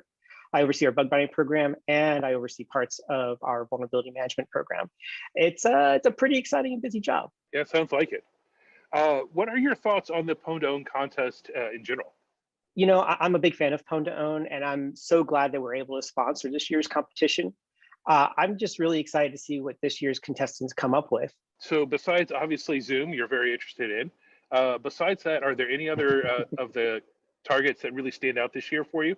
I know, honestly, there's a lot of great participating companies, but I personally, just because of the novelty, am interested in Tesla's contest. I really want to see if a researcher gets to drive home with a Model 3. I'm gonna be jealous.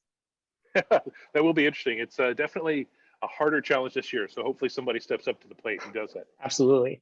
That'll be cool. So that kind of answers my next question is there a target that you're hoping you see really exploited besides the Tesla, besides, of course, Zoom? Are you looking forward to virtualizations or maybe web browsers or maybe the Exchange server? Honestly, there's a lot of challenging categories this year. I'm just excited to see what researchers bring to Pwn2Own. I'm always going with an open mind and curious to see what happens. So this year is the first year that Zoom has partnered with ZDI to present Pwn2Own, which we're so thankful for that, and we're very happy to have you. Why did Zoom decide to partner with ZDI this year for the Pwn2Own event?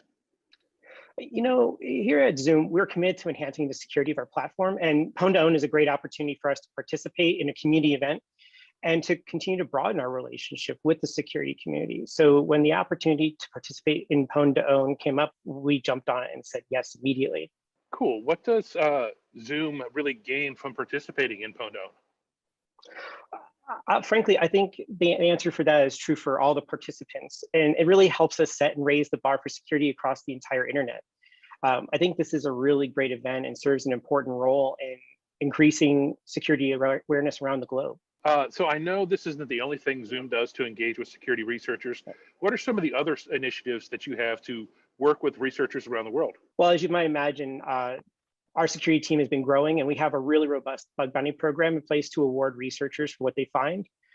We've been excited by the changes we've made to increase the scope of our program and the payout so far. And we have quite a few events planned through the rest of the year for our new researchers and our existing researchers to help deepen how much they can test and how they participate and engage with Zoom as a company. That's awesome. I'll be looking forward to seeing some of those as you announce them. Without giving away too many of the details, what are some of the latest security initiatives that you have? I know you talk about you've increased security of Zoom over the last year, couple of years. Can you touch on what some of those enhancements have been? Yeah, absolutely. So we've accomplished a lot in the last year. First off, we've enabled 256-bit AES GCM encryption and end-to-end encryption in the product. We also improved the meeting defaults for passcodes, waiting rooms, and limited screen sharing. And we also offer customized data routing for geography for data in transit, among a lot of other things. We also made a CISO council made of 36 CISOs across industry that advise us on a number of important security issues. And even in my role, I found great value in their organization, in their advice and guidance.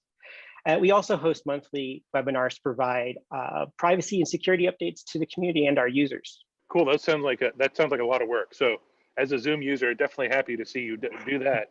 What are some of the challenges that you have at Zoom for servicing your product, which is now really, I mean, it's everywhere. My kids use it for school.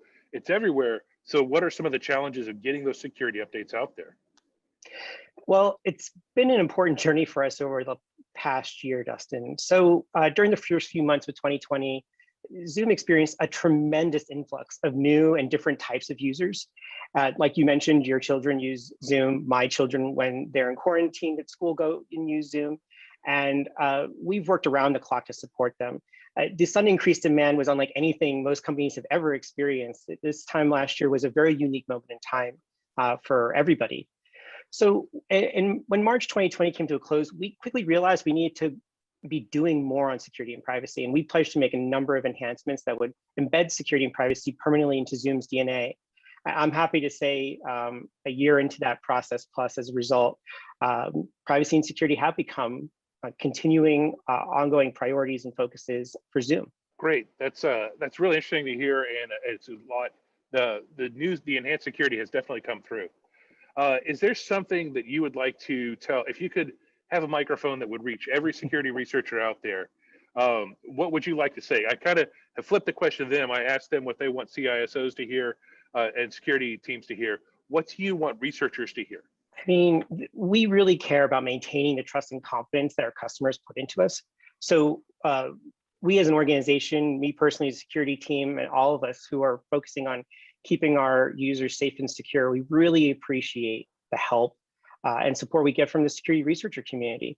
So my answer to that is simple. If you think you've discovered a security vulnerability in our products, let us know, and we're happy to work with you and pay a fair bounty and help coordinate disclosure. Cool. Well, thank you so much for taking time to talk to me, Rod. I really appreciate it. And I'm sure we'll be talking throughout the contest. Thanks so much, Dustin. Excited to be here. Take care.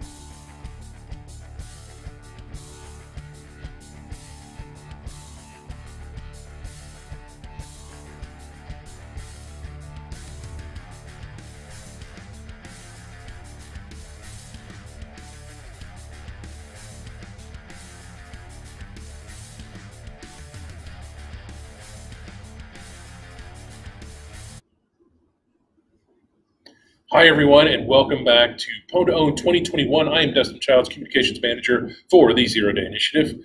Our last event just kind of wrapped up. We confirmed it was a partial success. The Team Vitel had used some bugs that had been previously reported in the contest, so not quite a full win. Like I said, that disclosure room is where the real hard work can happen. But up next, we've got the really interesting one, Zoom Messenger. And I'm going to apologize to these guys right up front.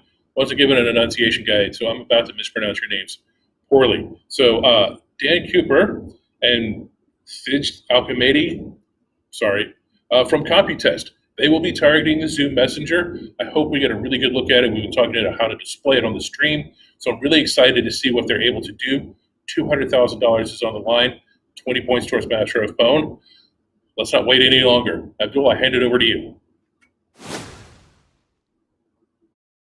All right. Nice picture of you too, by the way. All right. So what we're going to be demonstrating today, we're going to be showing the victim machine. There's going to be a bunch of messages sent to the Zoom client. This is going to be a zero-click exploit. In the end, hopefully we're going to see a calc. Vincent, now, Kevin, can you start the timer, please? Oh, show the... Well, Kevin, okay. 3, 2, 1, go.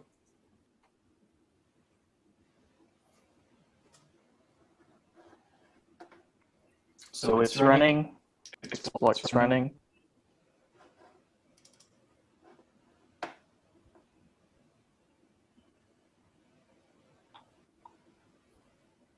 We're at the uploading part.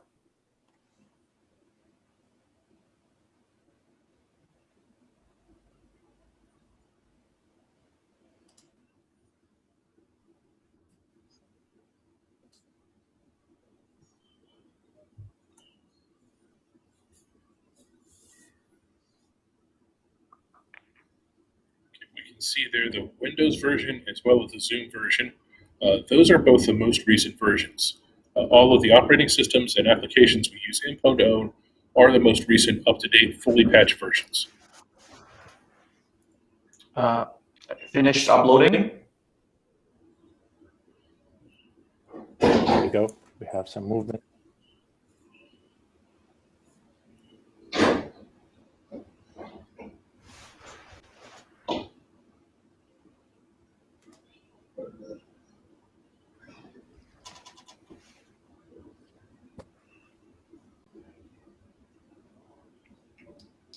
I see dots, more dots.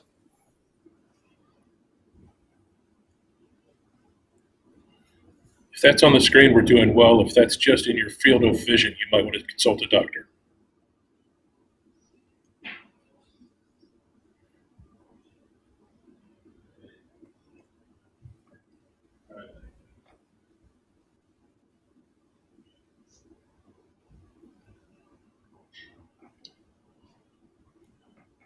We've got 3 minutes left in this attempt. Again, we have 3 attempts within a 20-minute time span, each of 5 minutes to demonstrate code execution. In this case, against the Zoom Messenger. More overflowing. Okay. More action.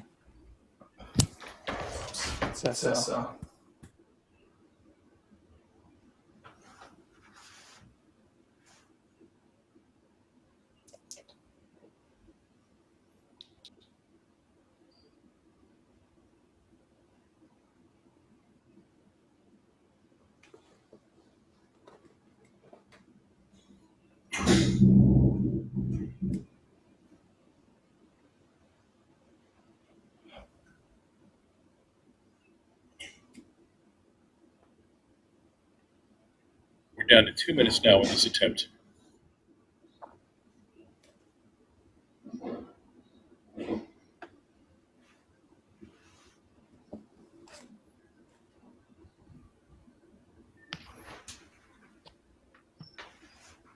Any updates from your side? 94 chat messages on the victim machine. Okay. That's completely normal, I guess, Dan? Yeah. Okay.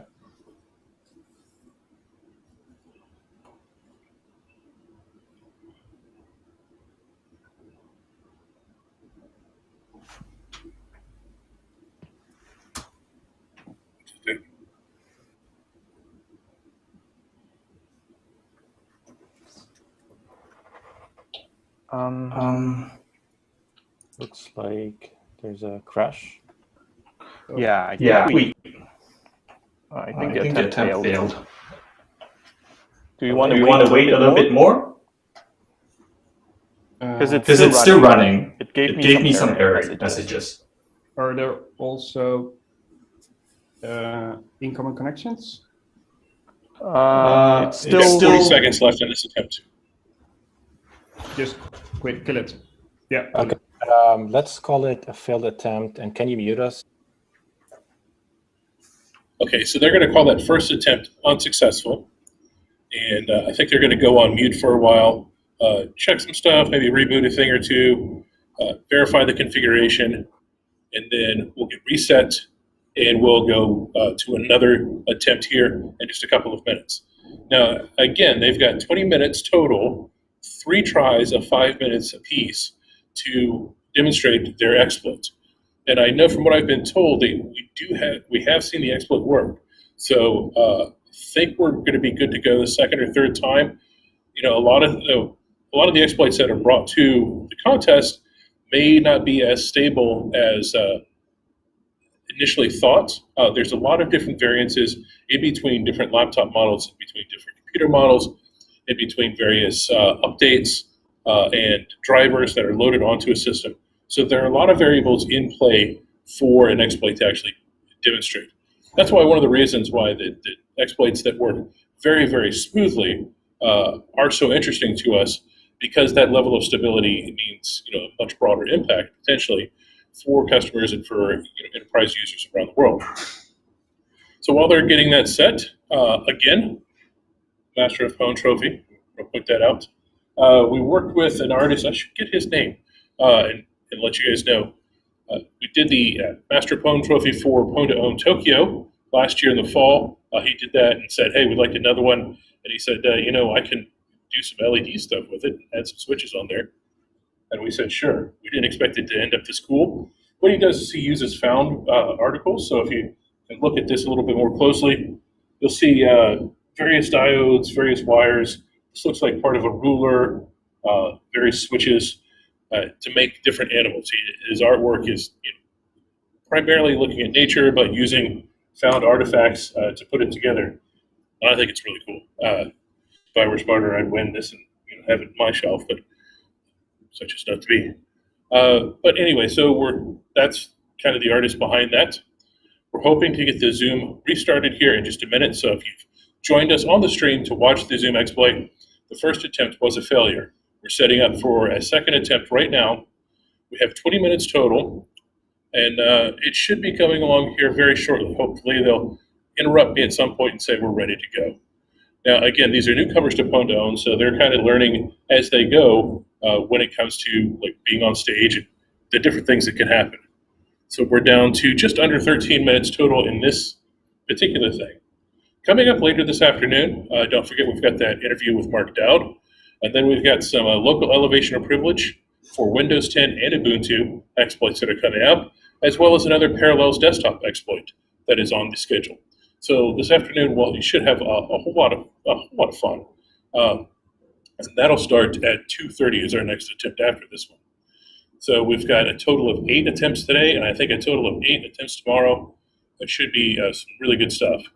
For the contest overall, we are still at $710,000, I think, with 8 plus the 3, 11, 12 bugs, 12 0 days that we've purchased. So we're getting very close to that $1 million mark. I think we're going to get there, especially if we are able to do this. If you look at the Master of Pwn standings right now, thank you for putting that up. Team DevCore is the team that hacked Exchange yesterday, and OV, that is the researcher who hacked Microsoft Teams yesterday. They are both tied at 20. A successful demonstration of Zoom here would also tie this team with 20. So we could, at the end of today, have a three-way tie for Master of Pwn, and that could get really interesting very quickly. Jack Dates from Ret 2 Systems has had his 2 attempts, so he's now at 14 points. He started off both days, just luck of the draw, as it were. Bruno and Nicholas had their successful attempt. They got 10 points. If you missed that, definitely catch the live stream when we post it later. It was great exploit. Ran on Google Chrome and Microsoft Edge. Same exploit. Both bugs in the renderer, but there's a lot of things that you can do in the renderer, which are pretty interesting. So that was really cool. They won $100,000 for their one exploit against the 2 browsers. And that was very impressive. I like to see that. Very rarely do you see that. Yeah, it's good. I mean, okay, I think we're headed back. We've seen can you guys unmute? It's a really realistic real-world scenario. There's no funky configurations. There's no special access needed. It's like straight up people play, right? It has default config 2019 Exchange. Just works out of the box. It's as simple as that. Okay. Is it running already? Right. Getting some cross audio from somewhere. Yeah. When we were, we saw the exchange entries come in, and we were looking at what possible during the exposure. But the good news, and we were actually wondering if I think we're ready for a second attempt. If we can just figure out where the other audio stream is coming from. We have little time. That nobody had any idea existed. So it's eye-opening. Lose a little bit of sleep probably for the administrators out there for the exchange bugs, but they are in good hands. All of those going to go to Microsoft now, and they're all right. I hear my boss in my ear, which is normally I a sign. guess we should start running the attempt, Kevin and Dustin. Okay. Not yet, or are we ready to go? All right. Ready, Vincent? 30,000, 40,000, 570 today. Looking ahead on the contest, do we get to those 2 commas? We've never broken $1 million of Pwn2Own before. Do we think we're going to get there? Let's get some predictions. Let's get some runners. What do you think, Bill? Yeah, I'm hearing myself. Okay. Ready to run? Yeah, I was going to put money on it. I don't see the Zoom client there open. The judging process. Is there going to be collisions? Is there going to be partial wins? Things like that in the contest. Even today we saw 2 failures at the contest, and every year Pwn2Own, that happens. Partial wins, failures, drama that occurs during the attempts. That's what makes the contest interesting. It is a true 0-day contest, so we judge on the fact whether the vendor knows about the bugs or not. And all right. Checks, we're happy. Ready? Yeah. 3, 2, 1, go. To see the latest rate of exploits research, not just vulnerability research. All right, we've got our second attempt. All right. Now going. All right. Looks like it's there's some movement over there. It's 4 day, 2 day, 3. Besides over, because I think we're going plus 1 mil. I won't say. Any other predictions? What are we? We've got Zoom. We have predictions on Zoom. Okay, here we go.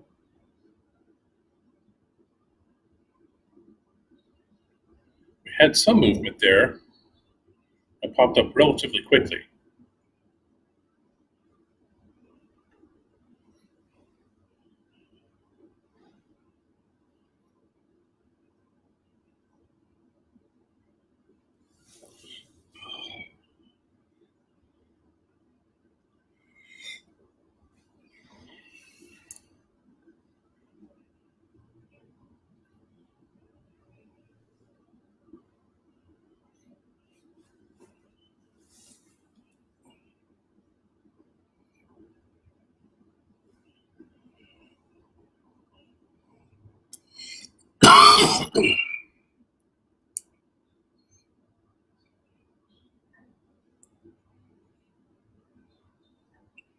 Approaching 3.5 minutes of our second attempt here.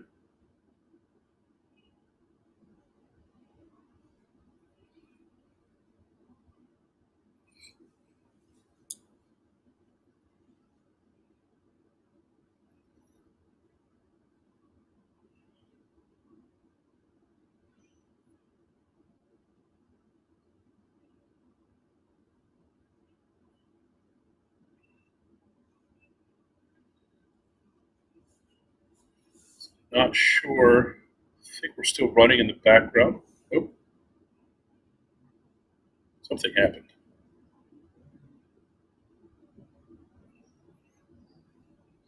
Now just under 3 minutes. And just under 7 minutes for the entire attempt.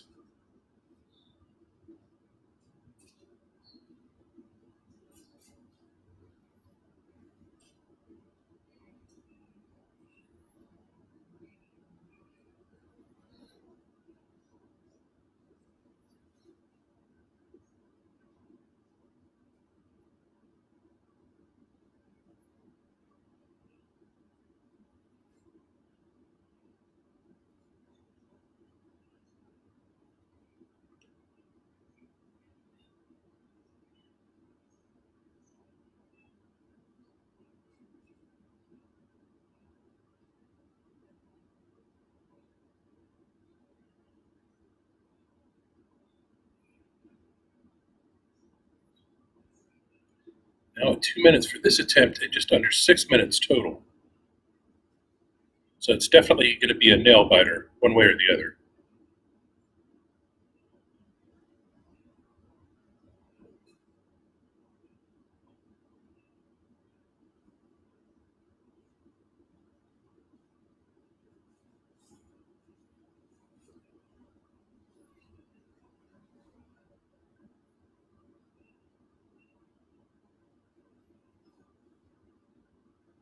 I don't know if you can hear me or not, Abdul, but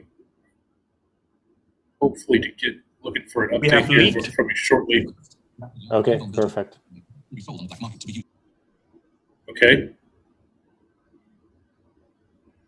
Looks like they've leaked some info, and then that info leak is probably a memory leak, looking for uninitialized memory or some other piece of memory that they can get their code into to an executable point, and then obviously pop calc in this case. We're under a minute.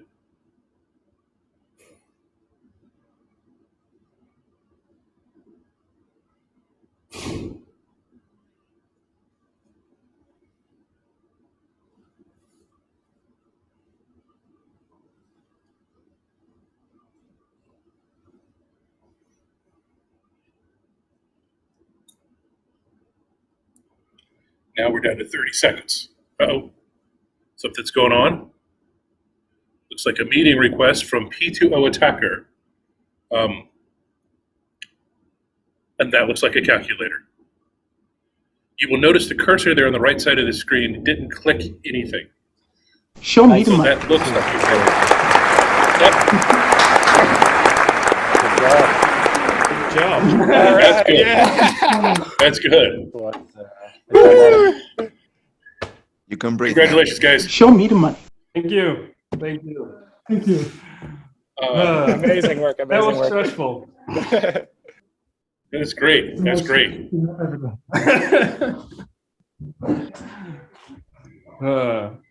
Congrats. Congrats. Yes, congratulations to that team. I won't slaughter their names again. But now again, the hard work starts. We go off to the disclosure room. That was really impressive. Okay, I know it took a while, and I know it took 2 attempts, but what you just saw was an invite come in to a Zoom client. No one clicked it, and then code execution occurred. So that's pretty cool. We're going to go to the disclosure room. We'll talk through all the details, see what happened, make sure that it's a 0 day. Again, we're a 0 day contest, which means we can't know about it and Zoom can't know about it. And if you're wondering, Zoom, of course, is a partner. They will be in the disclosure room with us, and we can all talk together and figure out exactly what's happening, what's going on.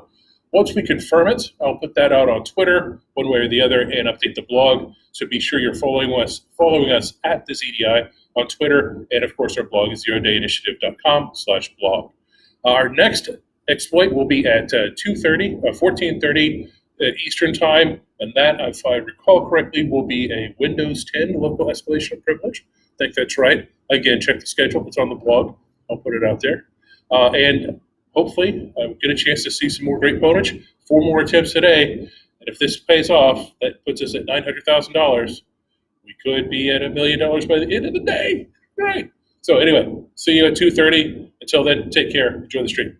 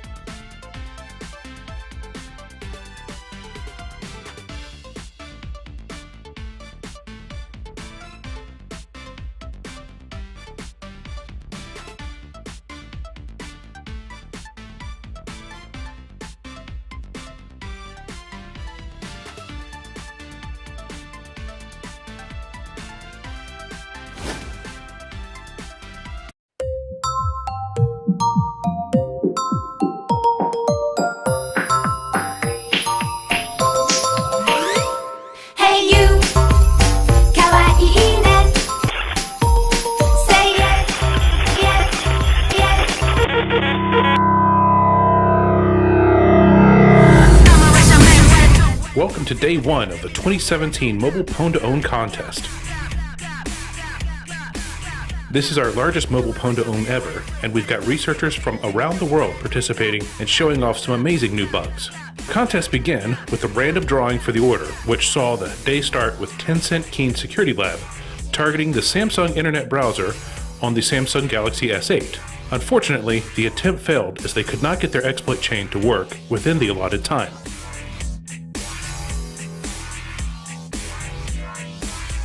Next up, 360 Security also attempted to exploit the Samsung Internet browser on the Samsung Galaxy S8. They succeeded in getting the browser to run their code, then leveraged a privilege escalation in a Samsung application to persist throughout a reboot.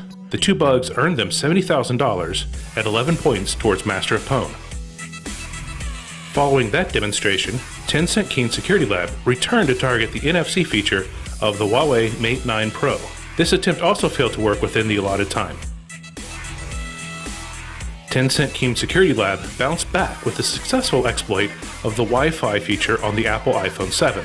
They used a total of 4 bugs to gain code execution and escalate privileges to have their application persist through a reboot. All they needed us to do was connect their target phone to their Wi-Fi network. Their exploits took care of the rest. The Wi-Fi bug earned them $60,000, and the persistence bonus added another $50,000, bringing the total for this round to $110,000 and 11 Master of Pwn points.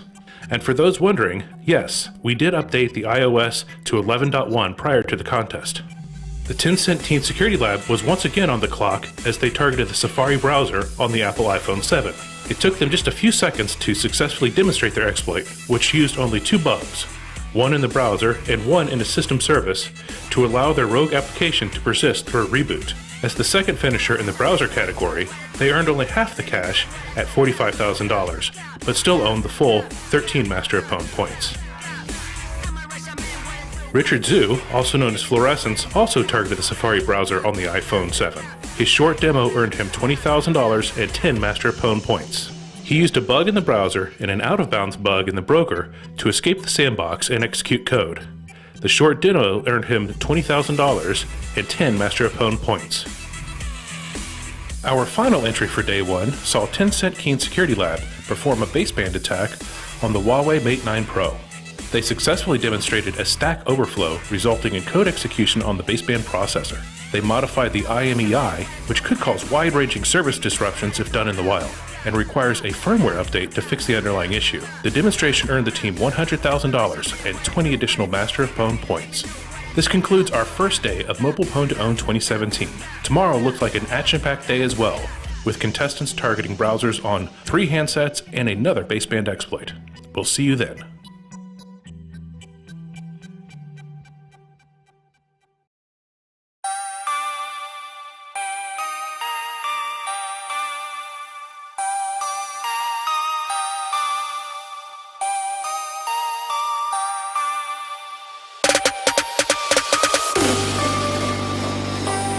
Hello and welcome back to Mobile Pwn2Own 2017.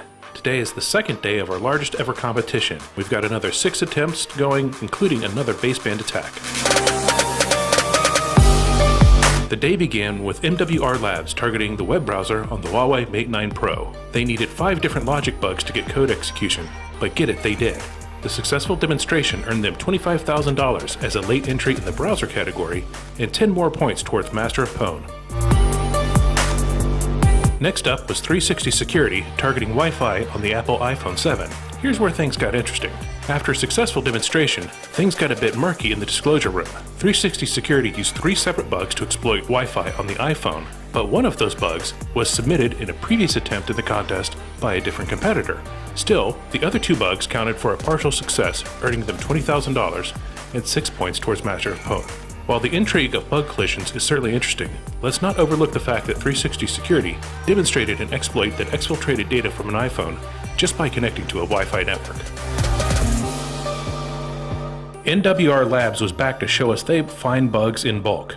They used 11 different bugs plus some features to get code execution and leak sensitive data on the Samsung Galaxy S8.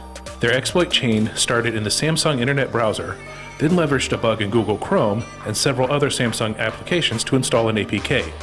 which allowed them to achieve persistence throughout a reboot. This impressive entry represents the longest exploit chain seen in Pwn2Own history and earned them $25,000 and 11 Master of Pwn points. The team from 360 Security returned for their own attempt to exploit Safari on the Apple iPhone 7. They succeeded by using a bug in the browser and a bug in the system service to exfiltrate data. The late entry in the browser category earned them $25,000 and 10 points towards Master of Pwn. Team MBSD decided to withdraw their attempt on the Samsung Internet browser from the competition. In our final entry of the contest, Ace has successfully demonstrated a baseband attack on the Samsung Galaxy S8. He used a stack buffer overflow, which resulted in code execution. This enabled him to write persistent data to the handset. The exploit earned him $50,000 as the second baseband winner and 20 points towards Master of Pwn. That brings to a close Mobile Pwn2Own for 2017. As our largest mobile contest ever, we couldn't be happier with the results. A total of 32 unique bugs were submitted to the program over both days, and contestants were awarded $515,000 and multiple phones. Of course, no Pwn2Own competition would be complete without awarding a Master of Pwn, and the team from Tencent Keen Security Lab won with a total of 44 Master of Pwn points. It was certainly well deserved as they demonstrated some very unique exploits. That wraps up Mobile Pwn2Own for 2017.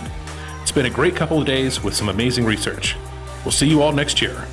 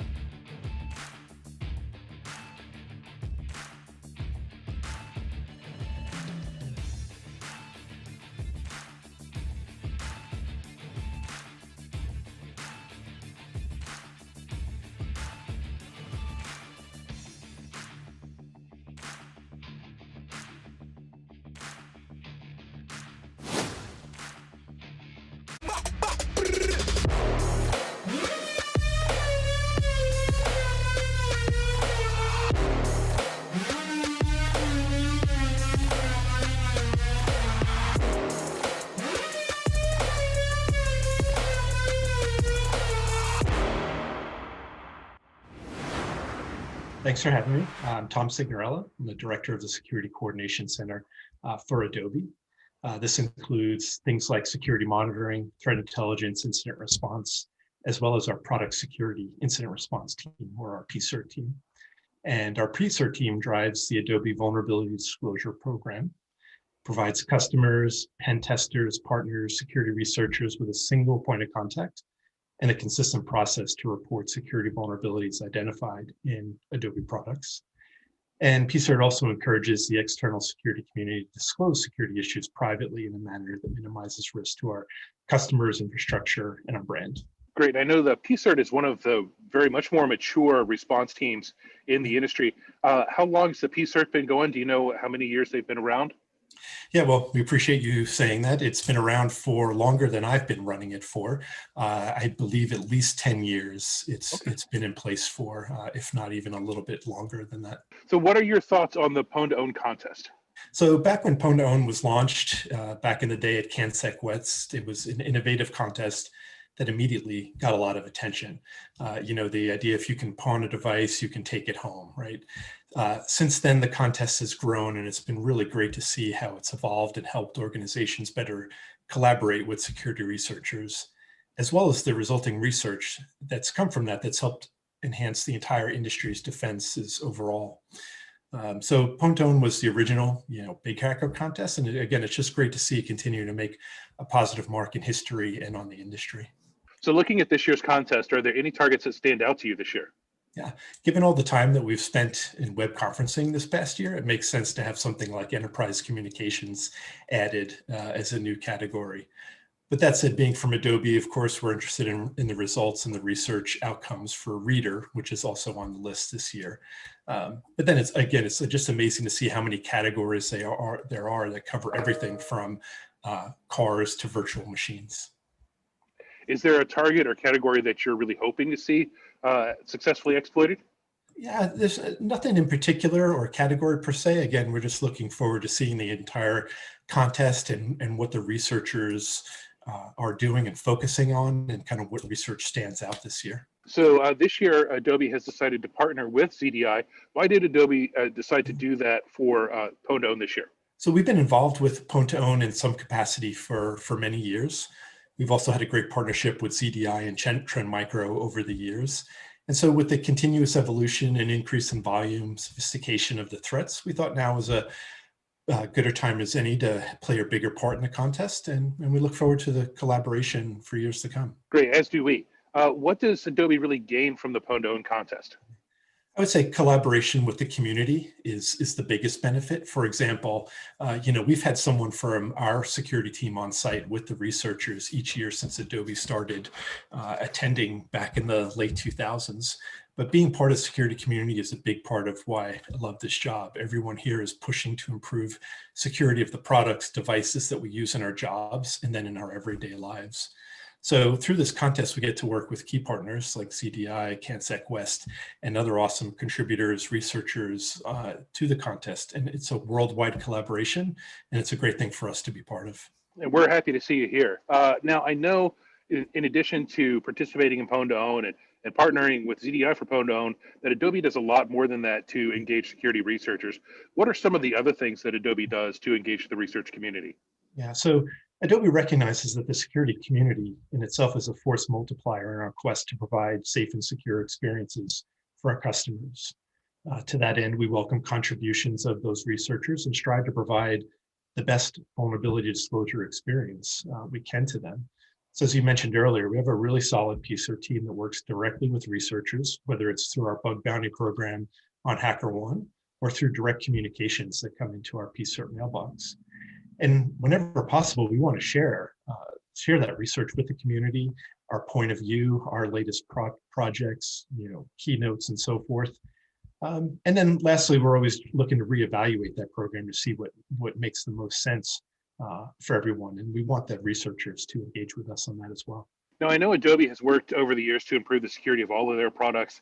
In fact, just you know, not that long ago, we said goodbye to Adobe Flash, partly because of security issues. What are some of the latest security initiatives that you have across Adobe? Yeah, so if I think about across Adobe, there is just so much going on that there's not really any one specific thing that I will point out, but there's always something going on between us and our partners. But if I think about the PSER team itself, they're constantly looking on how to provide a better value to all the people that they integrate with. So they've spent a lot of time over the past year working on automation of tooling, to help with automating communications, reducing our time to resolve bugs. And so we hope this leads to a more enjoyable researcher experience, which again, makes everybody happy, keeps them coming back and, moving on. Adobe has a lot of different offerings as far as Photoshop. Adobe Reader is almost ubiquitous these days. What are some of the challenges of servicing the wide variety of Adobe products? Communicating the latest security updates to our customers and helping ensure they stay up to date on the latest versions is a critical priority in helping to protect them. We have added features, to build in security by default into our products. For example, automatically turning on automatic update features, and also providing transparency by publishing security bulletins and security updates for the products. So I agree, it is wide, it is deep, and we're always looking for ways to make that easier for our customers and users, and we're going to continue to make that a priority. So one thing I ask the researchers is there's something that you want to tell security teams and CISOs. One thing I like to ask the security teams is there something, if you could get a microphone to every researcher and get their attention, what would you tell the security research community? Yeah, well, really appreciate the opportunity to be able to do that. Most importantly, thank you. Thank you for the important work you do for all of us in the community. Thank you for the work you've done to continue to help Adobe. And if you ever want to talk to us, those communication lines remain open. You can either find us on HackerOne or email us directly at pcert@adobe.com. So thank you and keep up the good work. Great. Well, Tom, thanks again for your time. And I look forward to talking to you throughout the week. I know we've got a jam-packed contest, so should be a lot of fun. Great. Thank you so much.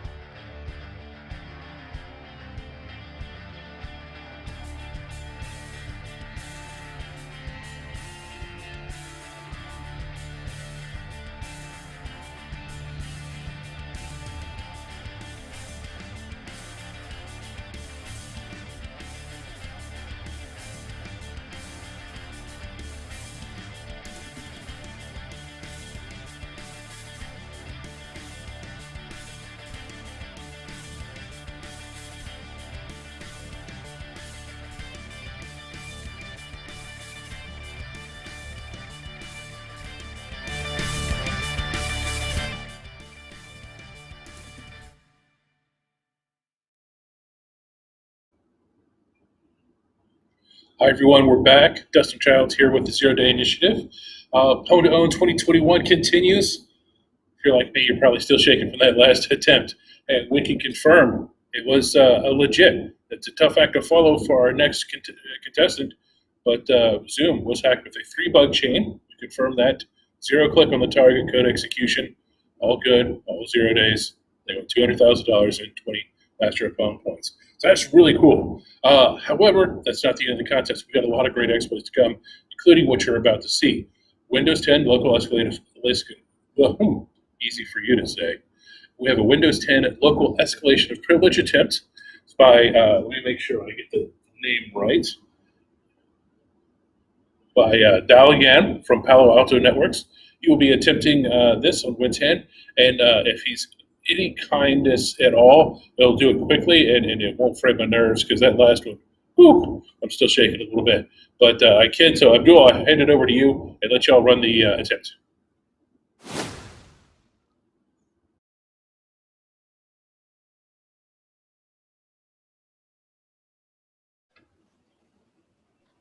So once I run the attempt, we're going to expect a system CMD, correct? Yes. Perfect. All right. So Kevin, can you please start the timer? Right. 3, 2, 1.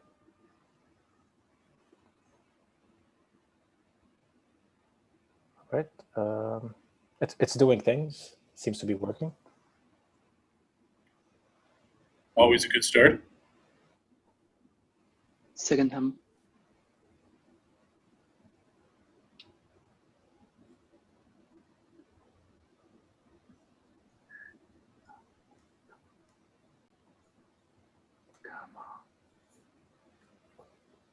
Yes. It looks like a. Let me verify. All right. Kevin, can you show the screen, please? Showing the screen now. Hopefully we'll get a better look at it, because that sounds like Show a me the successful attempt. Nice That job. looks good. Nicely done. Congratulations.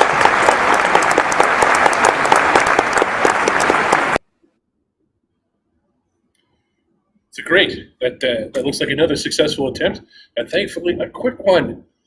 All right, that was really cool. So, I mean, logged on, ran his specially crafted program, took the system over. That's pretty nice. He's going to go now to the disclosure room and provide all the details. Again, has to be unknown to us and has to be unknown to Microsoft. So we'll do all that deconfliction over the next hour. Our next attempt does start an hour from now. We'll have a team looking to go back into the virtualization category, attacking parallels. Looked a little bit later down the schedule.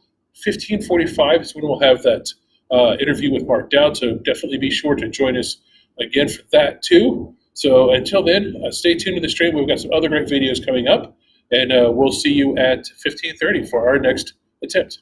Great. See ya.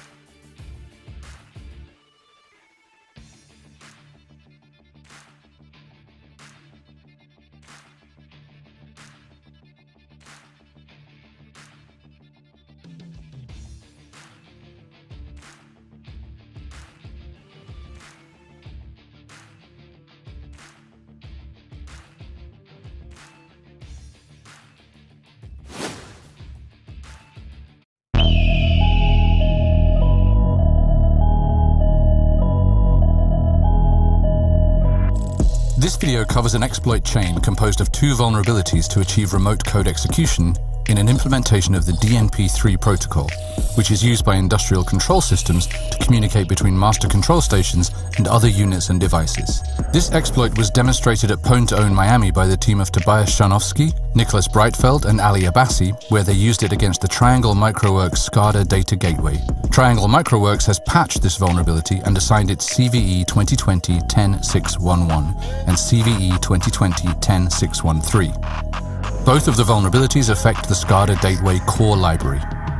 The first bug leaks uninitialized memory from the target system. When reporting the data for a dataset descriptor element of a given type, first the value of the element is added to the output buffer. The output buffer cursor is then incremented by a user-defined maximum size. However, this specified size is not checked to determine if it's too large for the given type, leading to an out-of-bound read. As the full output buffer gets sent in the response, this leaks more data than was added to the output buffer by the requesting entity. The second bug takes advantage of a type confusion issue when updating dataset prototypes. Within the DNP3 standard, a dataset prototype defines a subtype that consists of a list of primitive data types. A dataset descriptor can include a reference to a dataset prototype that incorporates an embedded data structure. When modifying the contents of a dataset element, its contents are updated based on the type stored in the underlying dataset. However, there are no checks to determine if the type of element has been changed between last modification and the current one. With these bugs in mind, here is how they constructed their exploit. First, they manipulate the memory by creating a number of elements that contain uninitialized memory. Then, they trigger the out-of-bound read condition to leak pointers from uninitialized memory back to the attacker. Once the leak is achieved, they start stage 2, which gains code execution. First, they free the contents of one of the buffers they leaked in previous steps. Then they trigger an allocation of the same size. Next, they fill the allocation with their fake object. At this point, they've reclaimed the object with their payload. Finally, they trigger the type confusion condition to hijack control flow. For those that are wondering, as for the exploit mitigations, ASLR was bypassed by the leaked pointers, and CFG is not enabled in this binary. These bugs exist within the handling of DNP3 datasets, although unlikely, other vendors that implement datasets may also be impacted. Thanks for watching, and be sure to like and subscribe to receive notifications of future exploit demonstration videos from Trend Micro's Zero-Day Initiative. Welcome to a ZDI exploit demonstration overview. This video covers CVE 2020-0932, a remote code execution bug in Microsoft SharePoint.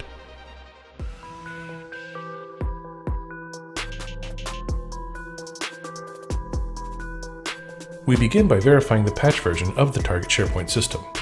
We also ensure the service is started and listening on port 80.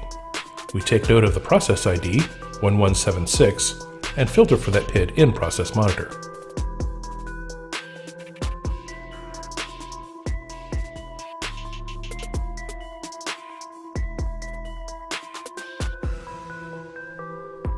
We open our web browser and log on to SharePoint as User 1.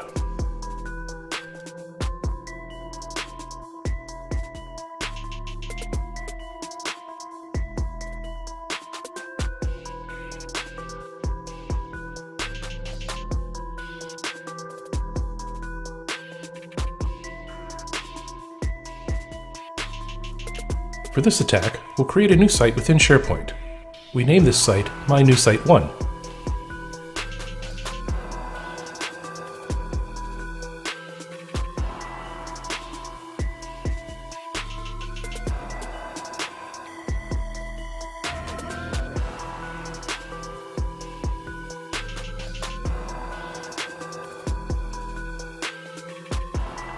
We select the default options and click OK.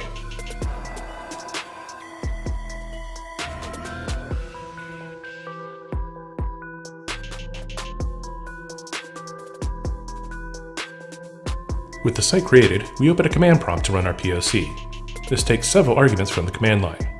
Base URL, which is the target SharePoint site, username, in this case user1, the password for the user, the domain of the SharePoint server, and finally, the remote path of the payload file.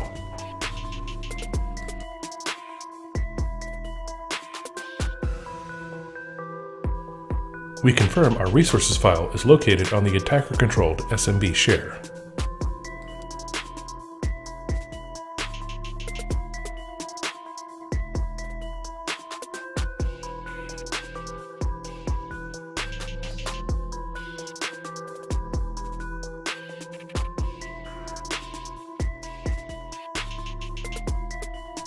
We use all of these variables to construct the command to run our proof of concept.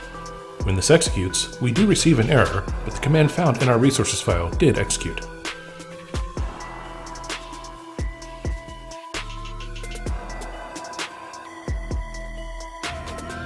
The Process Explorer shows we were able to create a file in the temp directory. This bug can be used to run any command in the context of the service account of the SharePoint web application.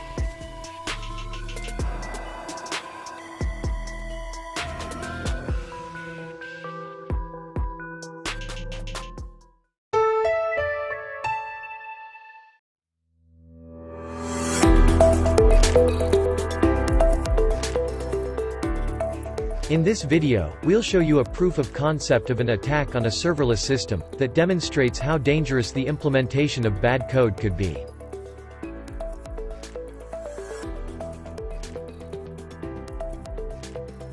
In this example, we'll show a Lambda function granted with high permissions. This Lambda function was originally developed to stop an Amazon EC2 instance. After passing the instance name as an input, the instance is stopped. Since the code is not well developed and doesn't filter the input correctly, it's possible to inject a command after the instance name using a command input for semicolon. This will instruct the code to interpret the next input as a command. A simple and harmless command is run as a proof of concept. This shows that the injection is successful and that the command has been interpreted. Let's do something more elaborate now. Changing the Lambda function timeout from the inside. Here, we can see that the function timeout is originally set at 2 minutes. A total of 6 commands will be run. We will download, unpack, and install the AWS CLI tool. We will also check the roles and the policies, and finally, modify the function timeout. Without the use of a proper content delivery network like Amazon CloudFront, or a third-party security tool like Trend Micro Application Security, the input is not verified or filtered. Consequently, a malicious actor can see the command line tools that the page uses via simple querying. We then inject a shell command that downloads and installs the AWS CLI tool. As a proof of concept, the CLI tool changes the function timeout to the maximum duration.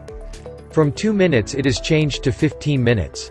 After the function timeout is changed, an attacker can perform other malicious activities such as privilege escalation or data exfiltration.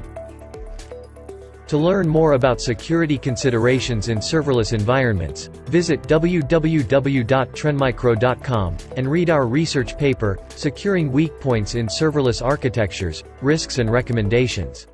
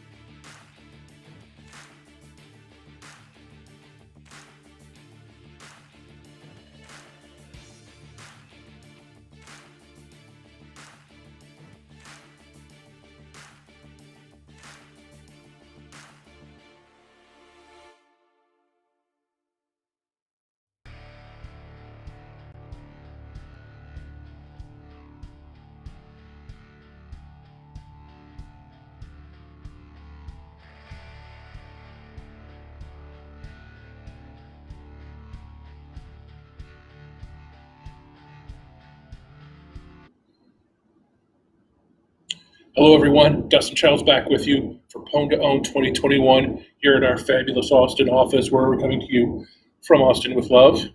We've had a great contest so far, and we just confirmed that last exploit, so that local escalation of privileges on Windows 10 used a race condition, legit $40,000 for Master Pwn points.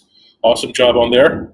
Next up, we've got another entry in the virtualization category. Now, we saw one Parallels entry this morning, kicked off our day with that. Here we have another one, Sunju Park, also known as Grigorici, I believe is how you say that. He will be attempting to exploit Parallels as well. On the line here is another $40,000 and 4 more Master of Pwn points. Again, because I have successfully hidden our budget director, we're paying full price for every round. So good news on that. Without any further ado, though, I want to see what he's got to offer. So, Abdul, why don't you run us through the exploit?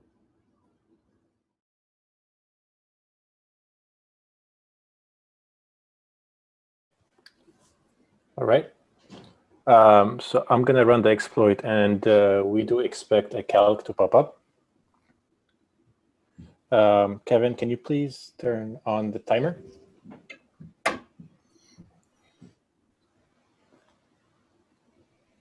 right.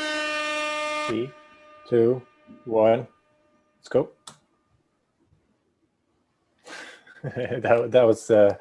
That was very quick.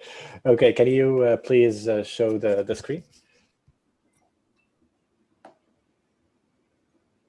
There you go. It's a color. Very smooth, very fast. Good job. Show me the money. Right, you can stop sharing now, Kevin. Congratulations. And that's a success.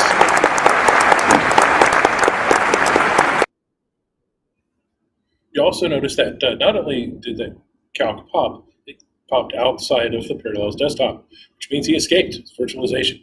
Great job. Now they're off to the disclosure room to talk about the details of the bug, what exactly happened. Again, 0-day contest. We had one Parallels already. Is it the same bug? Is it different bugs? We'll find out shortly. Stay tuned on Twitter, and you'll see whether we confirm or report a partial or whatever we happen to find out in the details. At the ZDI is our Twitter handle, and follow us on the blog too. We'll be posting updates there.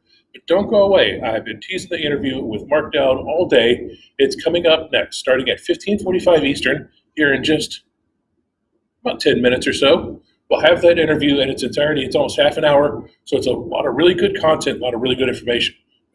Excuse me. So our next attempt will be at 16:30, and that'll be Pwn2Own veteran Manfred Paul, and he will be doing a local escalation of privilege on Ubuntu desktop. So definitely come back for that and enjoy the interview with Mark Dowd. I'll see you at 16:30 for our next exploit. Till then.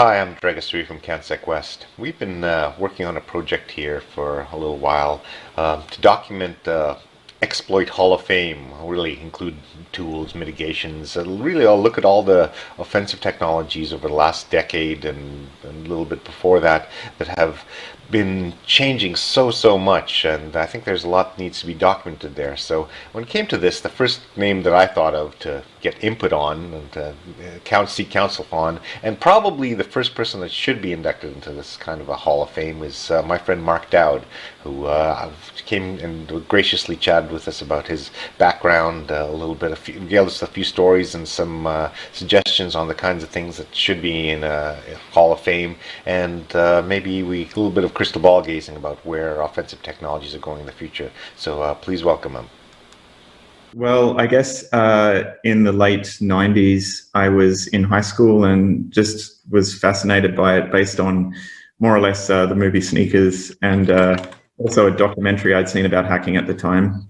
And then, so I sort of started looking online and looking at resources, and before long, you get connected to IRC and all that kind of thing, met other people. And back then, of course, it was not really an industry as much as a small set of hobby groups. It wasn't clear at the time, as silly as it seems now, that it would be this enormous industry. It just, actually, I thought I was likely just going to be a developer and have this on the side as a hobby. But yeah, after school, I went to university and still was interested, and then took a job doing vulnerability research as a career at ISS, which was subsequently bought by IBM. So that's Internet Security Systems, not the space station. And so we, I worked there. I moved to Atlanta for a while. Worked with Neil Mater, who is a phenomenal talent at reverse engineering and exploitation and all that kind of stuff. Other people like Caddis and several others, and people that I'd sort of known off IRC and interest groups. And so yeah, I was focusing at the time mainly on Linux and Linux-based systems, and then kind of switched over to Windows when it became apparent that I might be obsolete if I didn't. And continued doing that for a number of years, and eventually I started my own company, Azimuth, which where I could take that experience and build on it.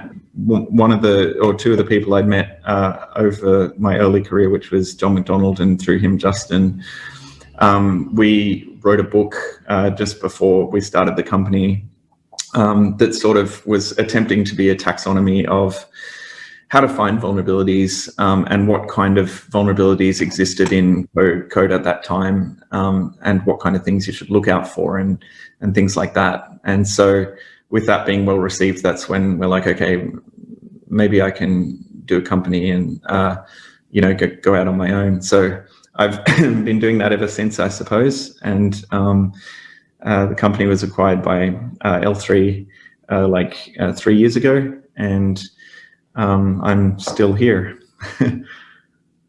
At the time, ISS had a group called ISS X-Force, and our charter really was to find vulnerabilities and publish them in much the same way Project Zero does now.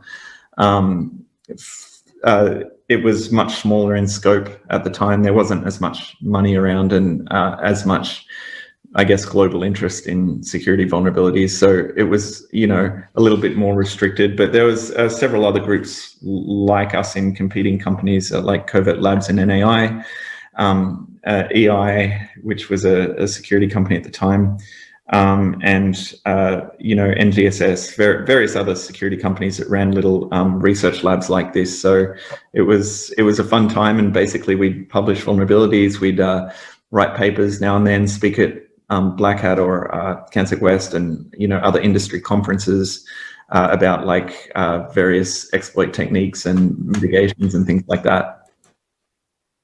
So tell me a little bit more about your time at Azimuth. You're a successful entrepreneur as well as a brilliant expert, right? Yeah, okay. So we decided to start up Azimuth, John McDonald and I, and we weren't really sure how it was going to go. But we kind of thought that we could, try and make this security consultancy initially, and that if it didn't work out, then we would probably be able to get jobs at, some other security company. But while we were fairly young, we could give it a shot. So we tried it out initially, just doing a little bit of consulting for like banks and a few vendors and stuff like that to get moving. And really what we wanted to do was be able to attract really good talent. And that's a difficult thing to do. And because we had recently published a book and done a couple of presentations that, resonated with the security community, what we tried to do is get on people early on that we also respected their research and thought that they were really talented researchers, and that ended up being successful, but also having a snowball effect, because we were able to get those people because they were excited to work with us at the time. And then the next group of people we hired were excited to work with the first people that we hired, and so on. So it kind of has a snowball effect where you're able to put together a team of some pretty, remarkable researchers and stuff. And it's been, it's obviously a lot of work and very stressful at times, particularly in the early days when you don't really have very much money and you're teetering on bankruptcy and things like that. But once things get rolling, it's really exciting to be able to, build software and, like actually see a thing that you were very unsure of come to life and, have its own culture and place in the security community. And so, yeah, it's, I wouldn't say really I'm a good entrepreneur.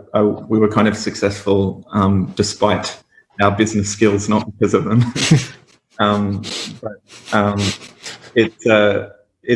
It's been a fun ride and obviously, like I said, quite stressful at times, but also can be quite fulfilling.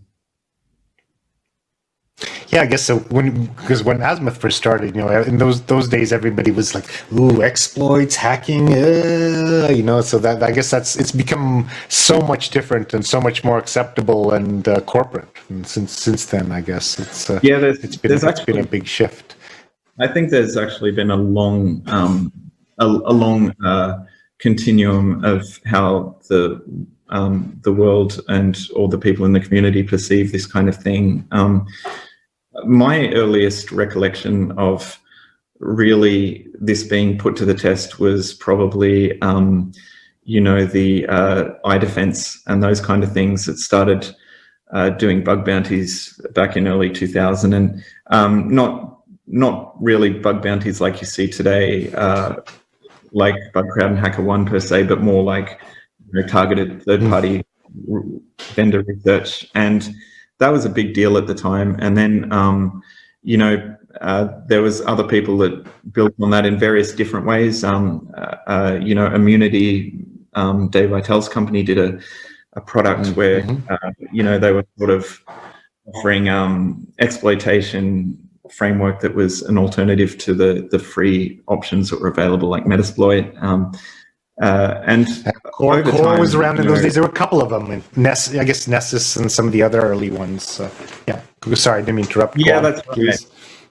Yeah, that's right. And so, very early on, there was most security products that were offering things like that. They might offer scanners and things like that, but not really real exploitation. But that sort of changed over time, I think, because of things like, iDefense, CDI, Immunity, and similar companies like that. So I think it's been an interesting development, and increasingly over time, as security has become a bigger deal, and global, geopolitical stability in that has become come to the fore, and also like criminal investigations and things like that, where perhaps a lot of work that could be done manually in the past now really requires intelligent analysis of devices and things like that. I think the perception has changed over time to see that some of that is necessary, although it's a very polarized topic that is very often rehashed on social media. Oh, so it is. So it is. So let's not get into all that. I had to list some canned questions here. I mean, the background to all this for the folks on the stream is that we've been working in the background to try to work on a kind of exploit hall of fame and document what's been happening in the last decade. And there's been a lot of stuff that didn't really get a lot of press, but actually I think was significant and deserves some kind of notice and notification. So we've been working on that with a bunch of folks. So we had some kind of questions focused for you towards that effort there, because we're trying to document exploits. So, like the first one was, so if you think back in the last 10, you've got this long pedigree of bugs that last more than 20 years now, but we've kind of been looking at the last decade. What were the most memorable exploits that you think folks should be talking about and folks should know about?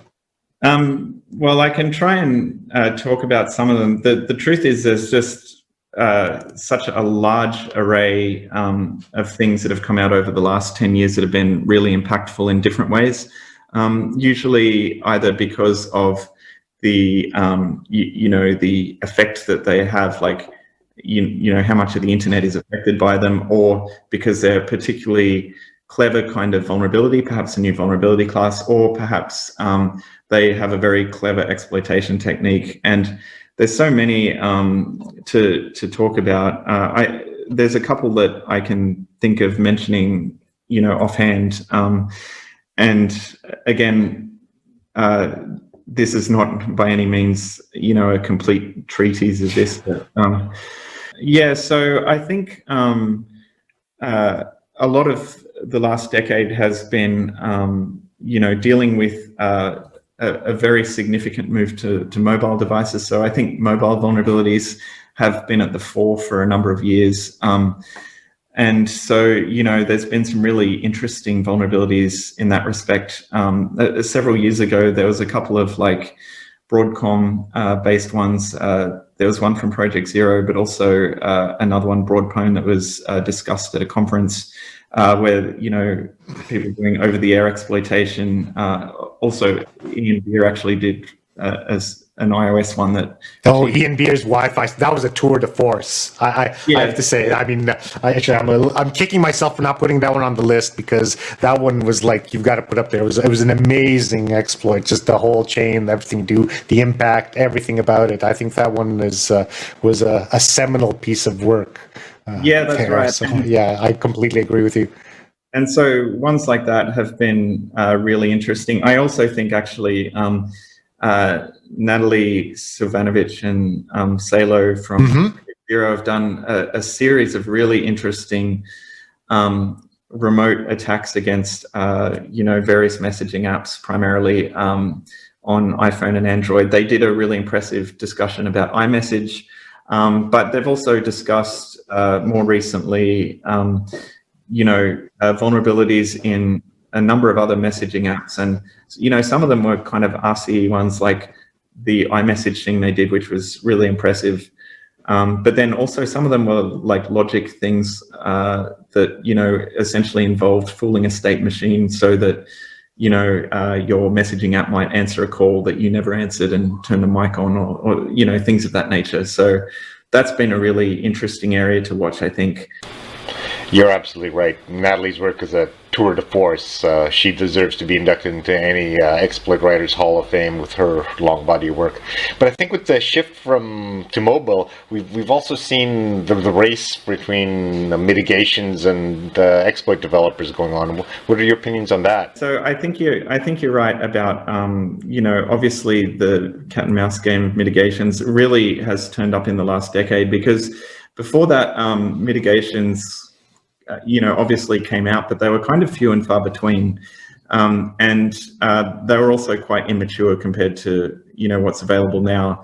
Now vendors are pouring lots of money into very aggressively trying to mitigate exploits, and also isolating privileges and things, such that assuming that you are able to successfully exploit a particular program or service, that you can't actually do anything useful with it.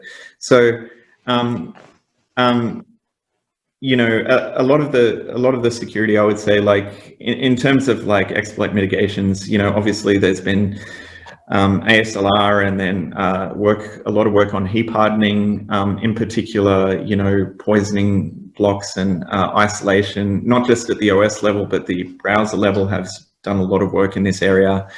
More recently, because ROP became such a successful exploitation strategy, you know, there's been various CFI and, you know, in particular PAC, I would say, kind of mitigations. And so those have been increasingly, you know, raising the bar to prevent people from doing anything useful should they be able to exploit something. But the isolation has also taken off a great deal.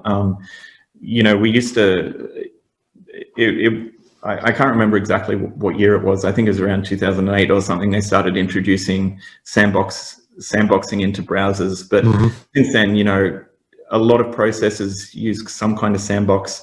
And then more importantly, perhaps, is the, you know, the use of hypervisors and secure levels and things like that to protect the operating system itself, and to be able to, you know, analyze it from, you know, from a higher perspective. And those have been really, there's been a really big driver in those over the last few years on mobile to some extent, but more desktop, I suppose. And, you know, I guess that's going to continue. And then lastly, mobile, the thing that made them initially quite challenging and continues to make them challenging, I suppose, is because they're a much more constrained ecosystem than say the desktop was at the time.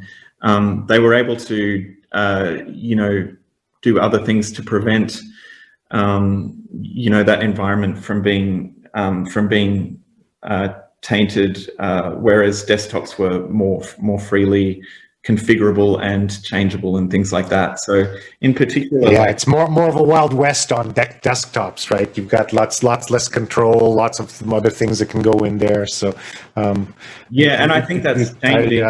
I think that's changing now to mimic the mobile space more. But you know, things like code signing, like code attestation, is a huge impact on being able to do something useful with a vulnerability, and also being able to, you know, get code execution should the machine be rebooted, like persistence kind of thing. So those kind of things are a really big deal.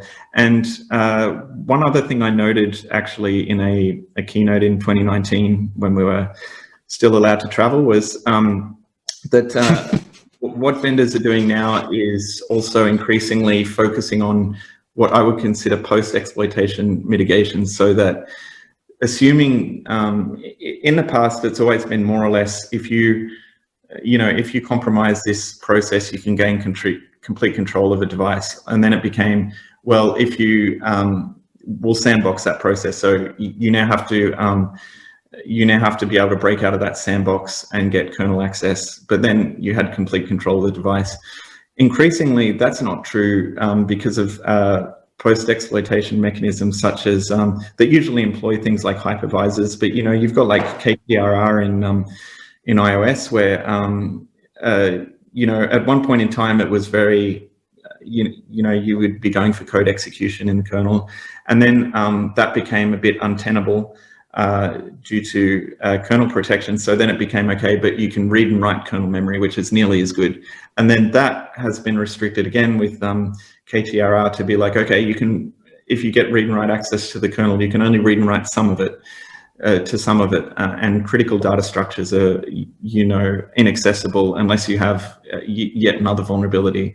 And Microsoft is similar, you know, using Hyper-V type isolation so that if you get access to the kernel, you can do a whole bunch of things. So I think that is what has made mobile very challenging over the last few years. And because mobile are using ARM, obviously ARM has been putting a lot of work into, hardware-based mitigation such as PAC, data pack now, and then memory tagging, which is coming soon. Mitigations like that that just really make memory corruption a difficult challenge, and will probably result in a lot of vulnerabilities being unexploitable. I think, we've kind of watched a lot of that over the Pwn2Own competition as the vendors, they come up, it's like, take a look at the evolution of the sandbox, it's like a ball of duct tape where they keep putting a Band-Aid of a mitigation on top, and, somebody exploits this, and then they get another Band-Aid and put it on top of that, and, eventually you get this big giant ball of bubble wrap that you wrap around your code, but, there's still usually a way around it. But I think what we've seen from the exploits in Pwn2Own, at least, is it used to be that we had M&M security, right? Everything was a hard, crunchy shell. As soon as you got through that, you got the soft, chewy center, and the world's your oyster. You can get through. But lately, I think you have to have like 1 or 2 exploits. You have to chain this backflip through a hoop, through a flaming mound over here that you've got to jump on top of. So it's become a lot more work. I mean, have you found that? Is it how would you compare the timeline to exploitation at the, say, 2008, 2010, when we just had ASLR and stack cookies versus now with all the other hoops you have to jump through? Can you characterize that a little for us? Yeah, so like I said, I think mitigations at the time were relatively few and far between. Most vulnerabilities that came out, they would patch the vulnerability, and then in major releases of the operating system, perhaps release a new mitigation and things like that.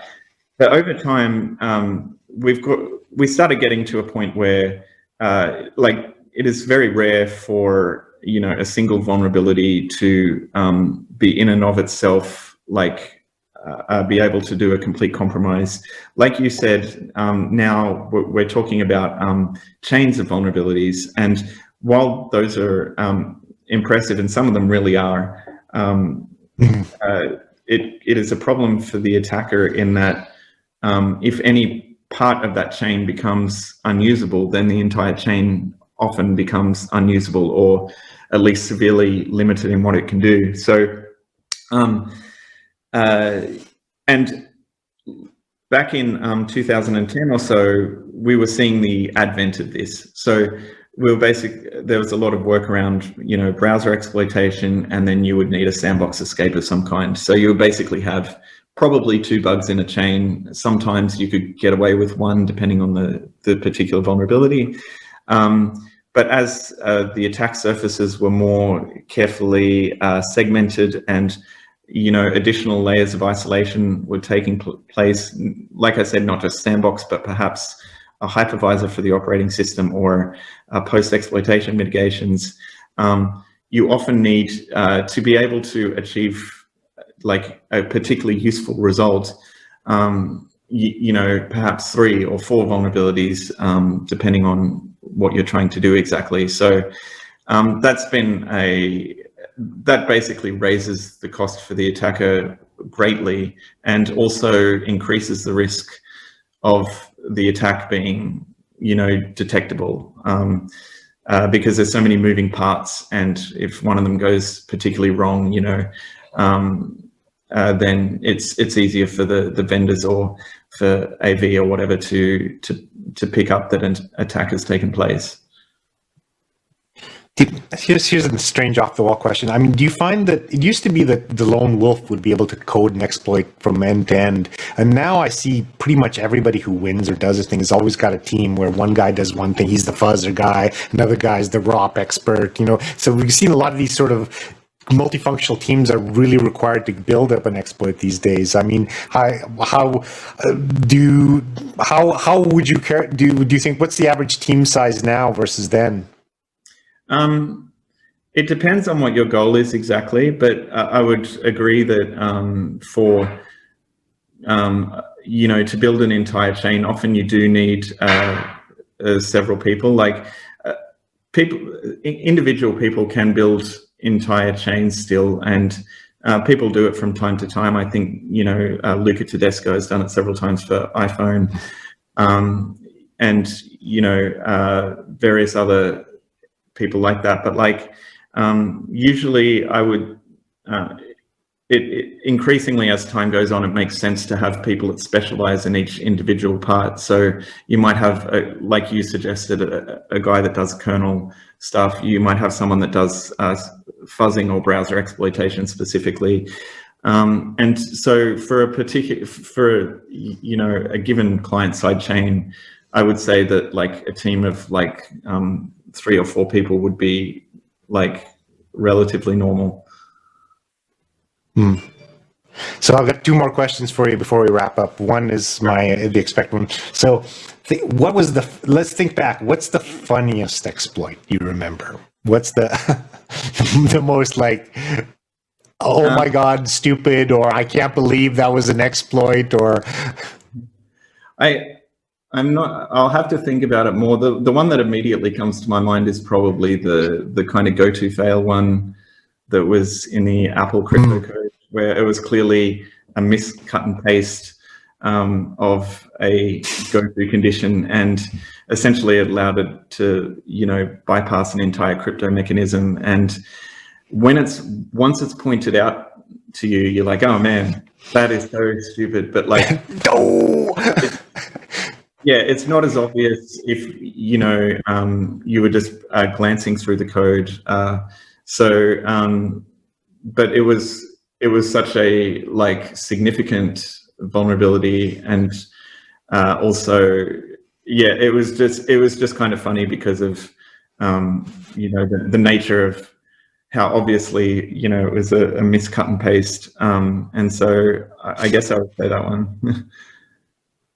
Good answer. And the last question is, where do you think exploitation is going? I mean, I was just talking offline with Ilya. We were talking about deserialization bugs. Where do you think are the hot grounds and the hot spots? You know, let's focus on your particular. I mean, I consider you the iOS expert. And where do you think we're going to be going with bugs in the next decade? Well, there's a couple of answers to that, I think.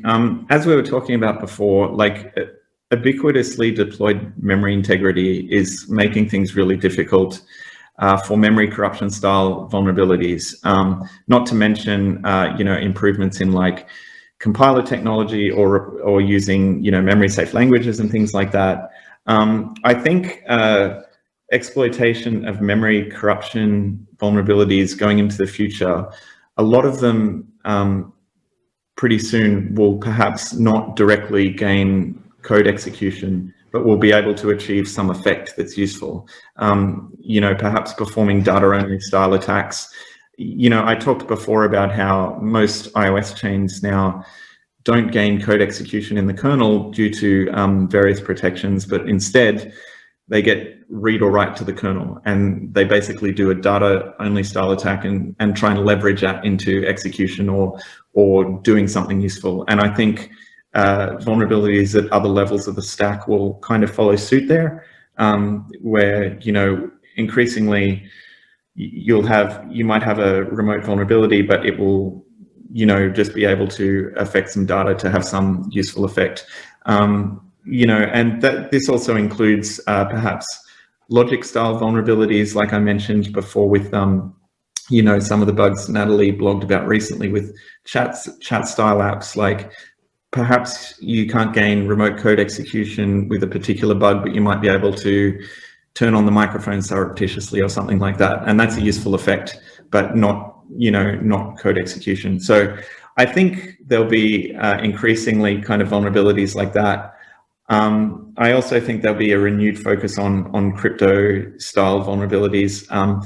I think, you know, crypto style stuff has become, like, obviously always been relevant, but increasingly relevant over the past like 5 or 6 years when SSL bugs started coming out with a little bit of frequency and I mean not memory corruption bugs, but like you know, flaws in the crypto implementation. You know, because of things like code attestation and ubiquitously deployed encryption for messaging apps and things like that, I think crypto is a very big area that will, increasingly receive attention. As a memory corruption, vulnerabilities themselves, I would also say one really interesting thing that I think we've seen recently, and it's getting bigger, is a focus on architectural nuances of the CPU or the architecture or the configuration of devices on a particular device. In terms of architectural flaws, Rowhammer was a huge thing, and there was various offshoots to that kind of.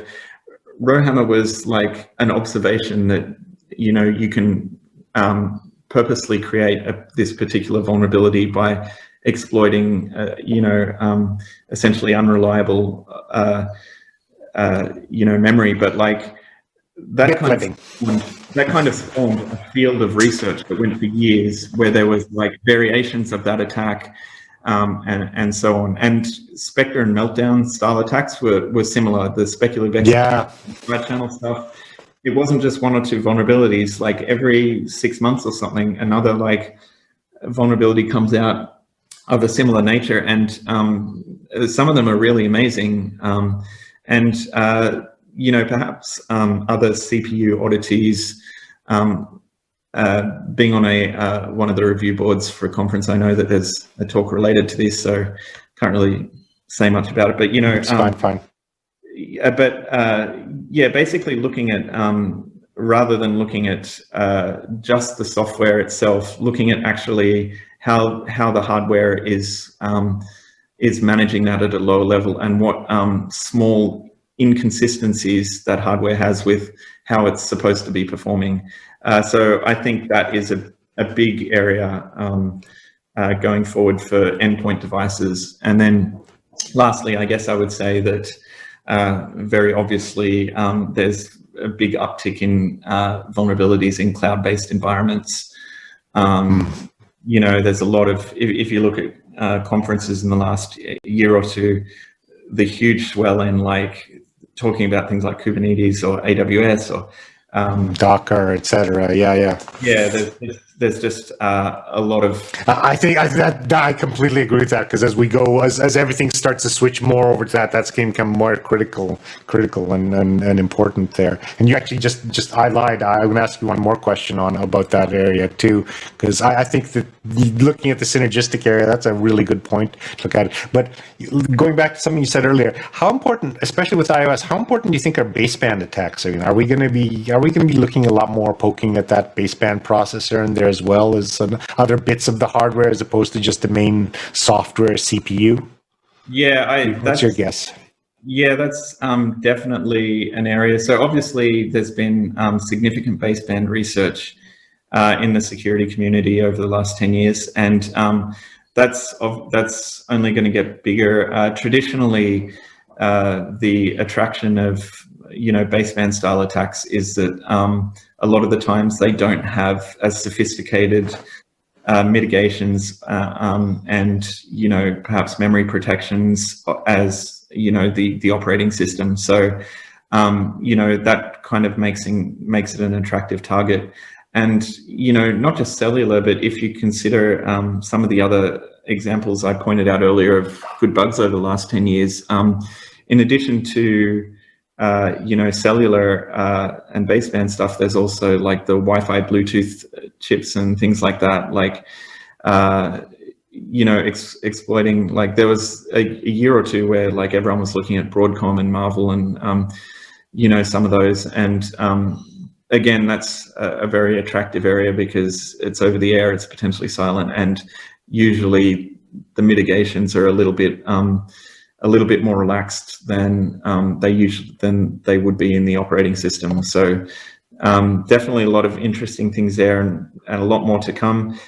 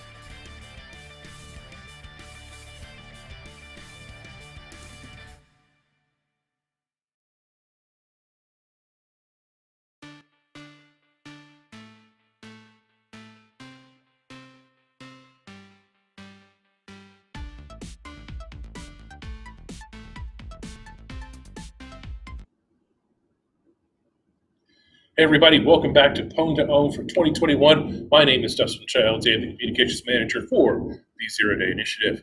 Happy to talk to you again about some of the amazing exploits today. Our last attempt was successful. We confirmed it was a great guest to host escape on Parallels. I believe it was a logic bug. Check the blog for the details on that. Can't tell you that it won $40,000 and 4 points towards Master of Poe. Up next, we have a returning Pwn2Own contestant, Manfred Paul. He will be attempting to escalate privileges on Ubuntu Linux desktop. Yesterday, we'll see one again today, see how it goes. Manfred's previous winner, so I'm expecting pretty good things from him. But let's not stick around and let's go find out and let's see what he does. Abdul, why don't you take us away and run that exploit for us?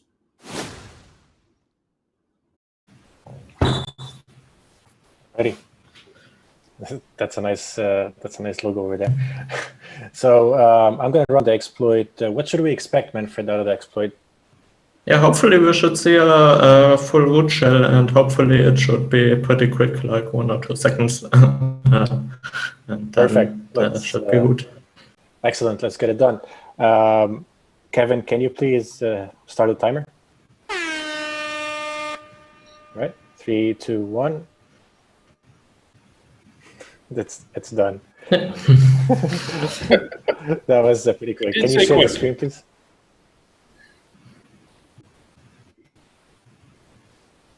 Gonna show this. There you go. Zoom in, Show zoom me. out. That's a success. Could have made it a little bit more dramatic next time. Good job. Next time I let us sleep. Yeah. All right. Good job. Thanks. Congratulations again. So like I said, Manfred's a returning veteran, so he knows what's happening next. And if you've been paying attention, you know now too. They're going off to the disclosure room, the disclosure Zoom call in this case. They'll discuss the details of what was just demonstrated. Go through everything as far as the exploit, steps needed, all of that, including a full white paper. If confirmed, that'll be $30,000 and 3 points towards Master of Poe, which leads us to one final attempt this afternoon. And it is, let's find out. Let's check the blog real quick. Let's see, on zerodayinitiative.com/blog, pull it up, and it is the researcher known as Z3R09, obviously, targeting Windows 10 in the local elevation of privilege category. So, another local EOP should be very interesting. We've got a full slate of 8 ones tomorrow, but in the meantime, stick around. We're going to have a special guest. Dragos is going to stop by from CanSec West, the conference, and he, myself, and Brian Gorans, who's the director of ZDI, we're going to have a chat about what CanSec is looking like these days, as I think the conference is running like the whole month. So how do you have a conference when you can't have a conference? Dragos will give us the answer to that. That'll be in just a few minutes, pretty much, as long as it takes me to move a camera and a light. So our next attempt is at 17:30, and see, yep, 17:30, and just stick around for the talk with Dragos. See you then.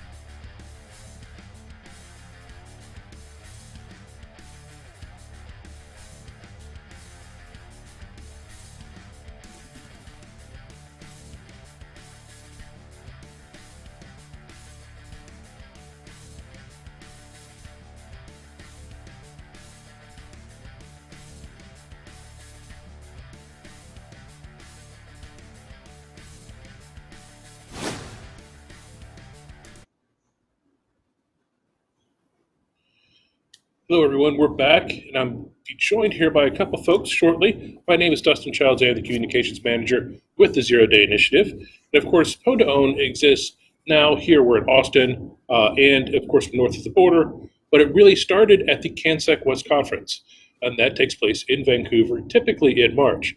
So we thought it'd be a great idea to get together with the conference organizer, Dragos, and my boss, Brian Gorhantz, to just talk a little bit about the conference and see how things are going. So, Dragos, how are you doing? I'm doing fine. I'm totally enjoying this competition this time. It's been pretty exciting.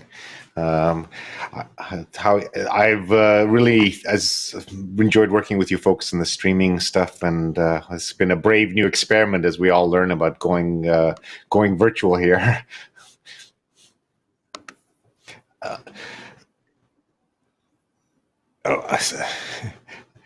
I guess I should tell you guys a little bit about what we're planning on doing for this upcoming conference.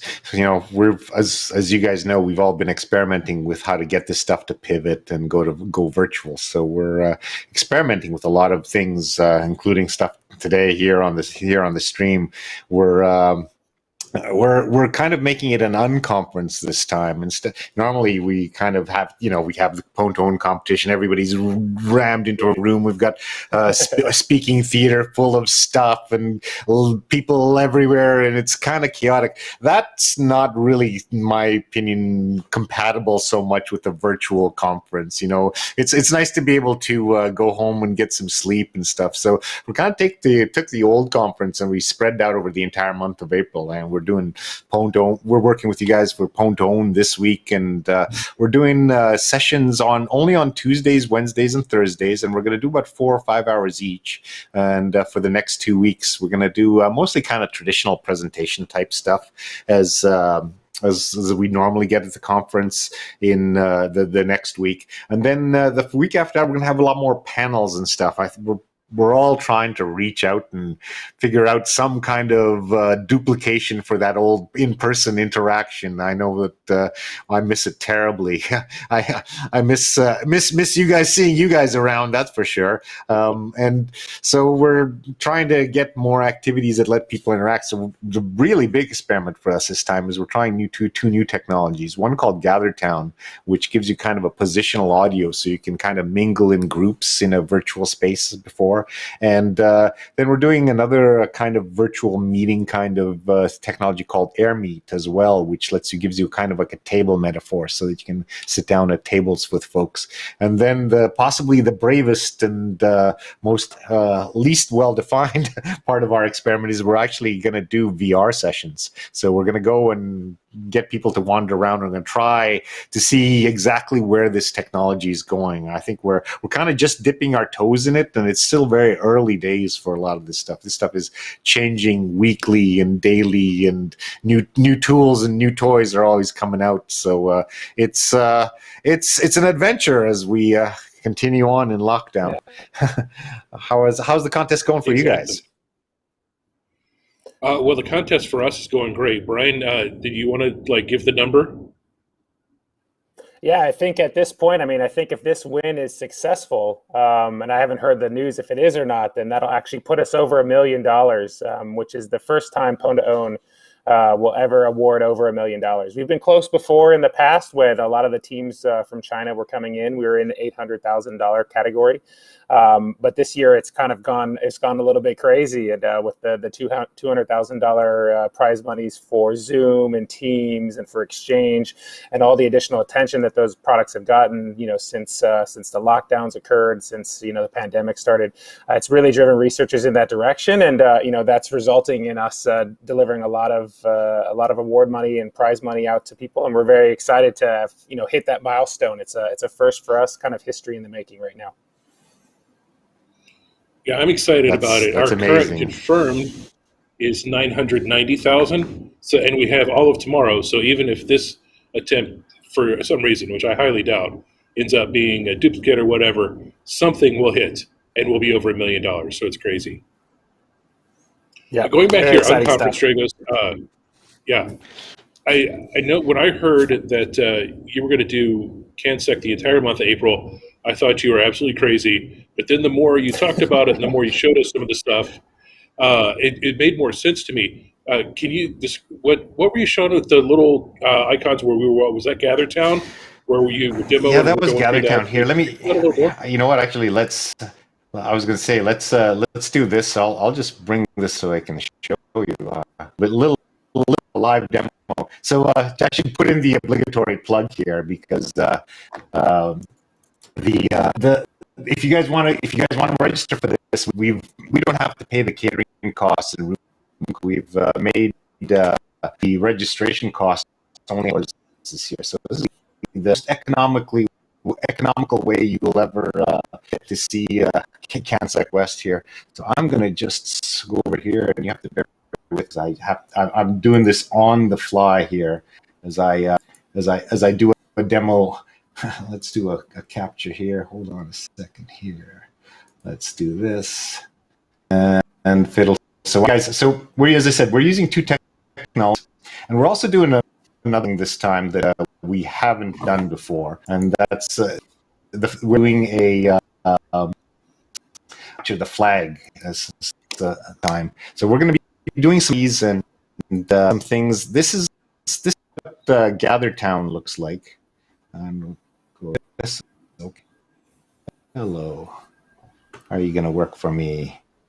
No, you're not going to for me. So, well, I'll just give you guys the plug. Go check out the two new technologies you can check for at secwest.net/virtual. So if you go in there, see that the video and some of the stuff that to show you. I'm going to keep fumbling with this meanwhile in the background and try to get this going for you.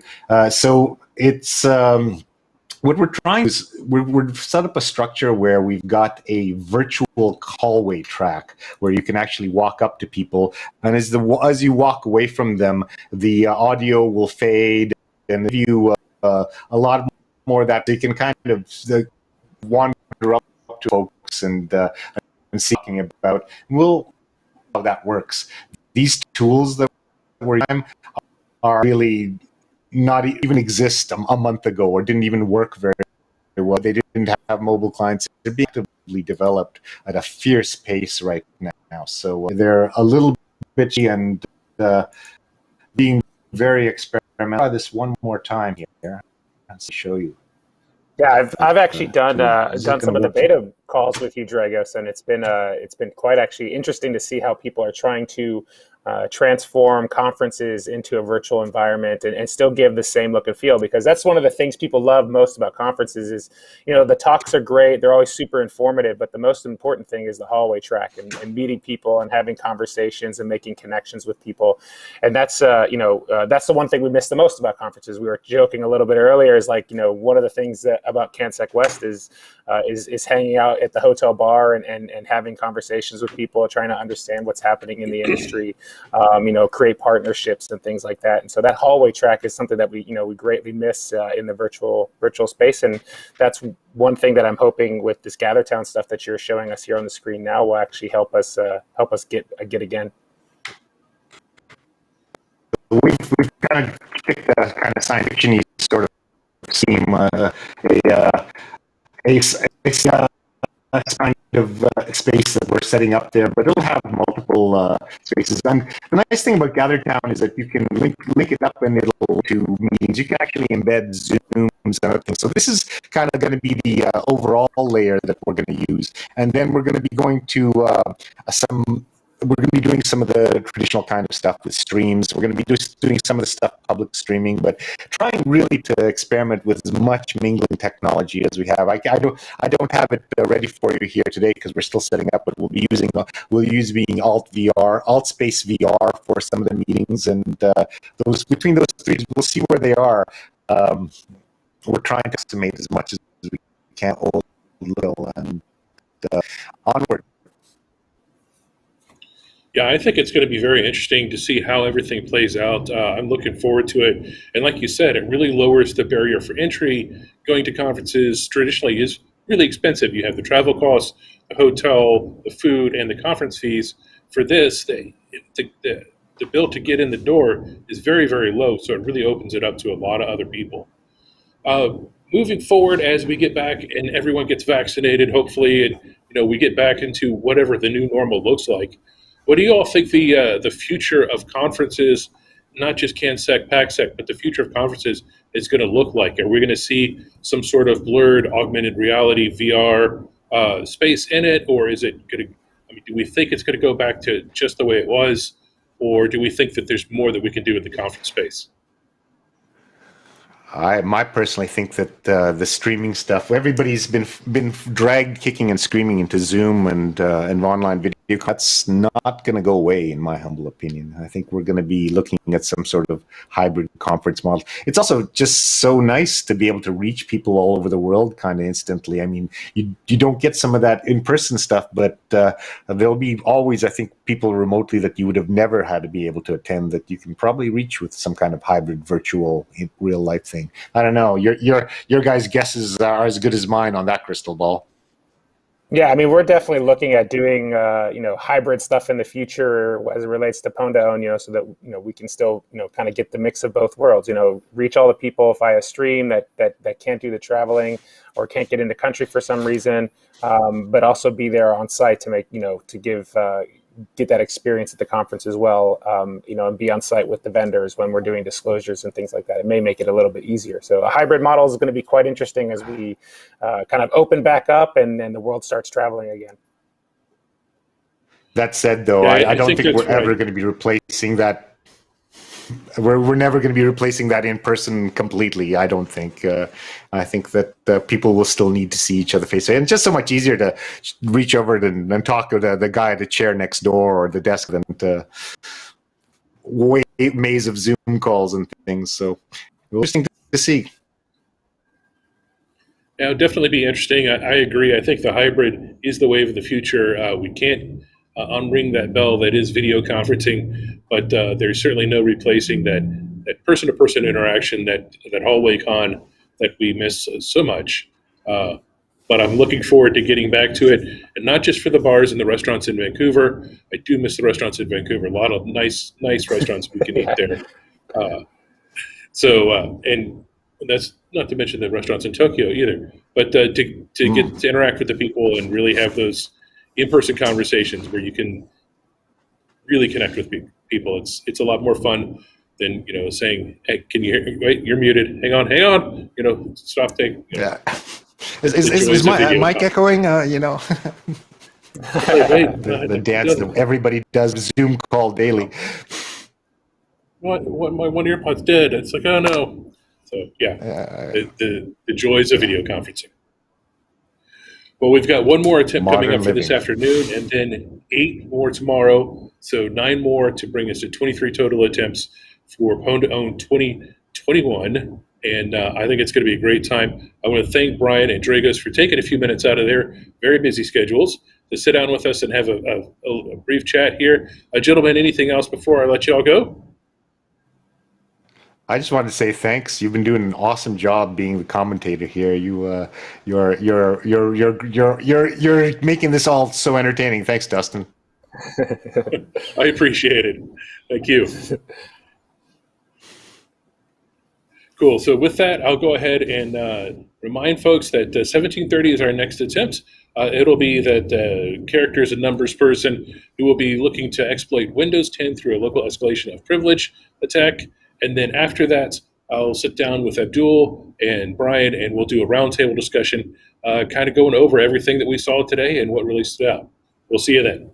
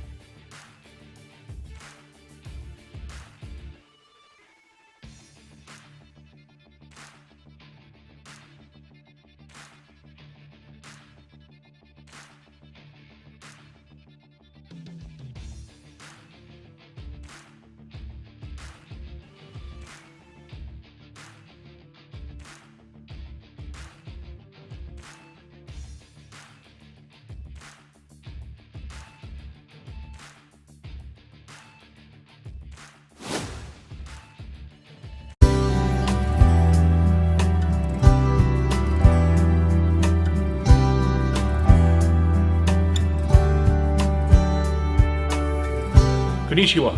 I'm Dustin Childs with the Zero Day Initiative. Welcome to Mobile Pwn2Own for 2016. Keen Labs started the day by using 2 different bugs, combined with other weaknesses in Android, to install their rogue application on the Nexus 6P. They did it twice more to earn the Strength, Stealth, and Sniper style points, all for Master of Pwn. The end result was $102,500 and 29 Master of Pwn points. Next, Keen Labs scored a partial success by installing a rogue application on the iPhone 6s. However, the app didn't persist through a reboot due to some default configuration settings. As such, it doesn't qualify as a complete win. However, we're still purchasing these bugs for $60,000, but no points for Master of Pwn were awarded. Robert Miller and Georgie Gesha from NWR Labs were up next targeting the Google Nexus 6P with a rogue application installation. After months of research, the recent Chrome update made Miller and Gesha's rogue app installation too unstable. Despite it working recently as yesterday, they could not successfully demonstrate their exploit within the allotted time. To close the day off, Keen Labs leveraged a use after free bug in the renderer and a memory corruption bug in the sandbox to take photos off of an iPhone 6s. They also earned the Sniper and Stealth style points for Master of Pwn. This netted them another $52,500 and 16 additional points for the Master of Pwn title.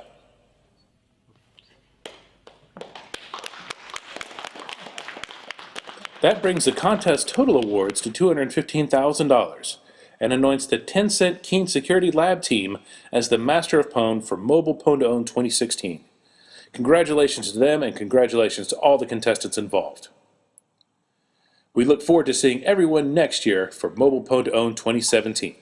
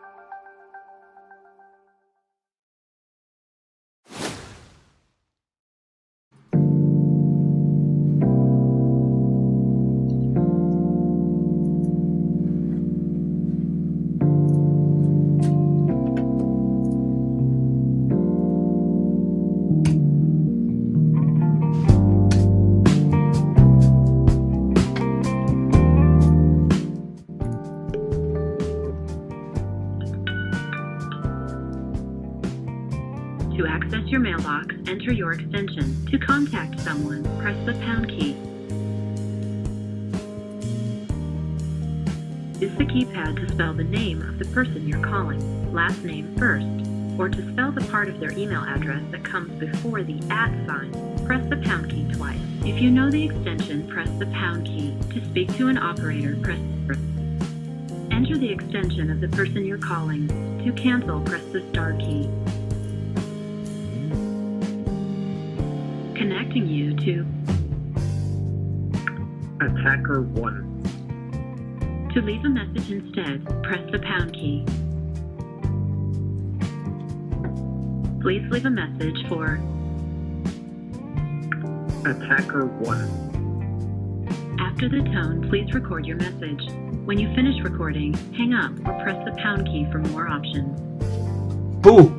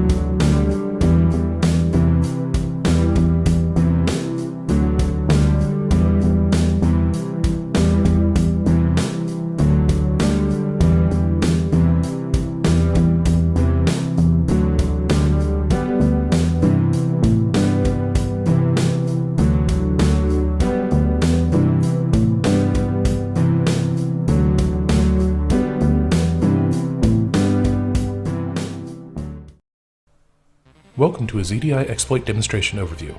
This video covers CVE 2020-0932, a remote code execution bug in Microsoft SharePoint.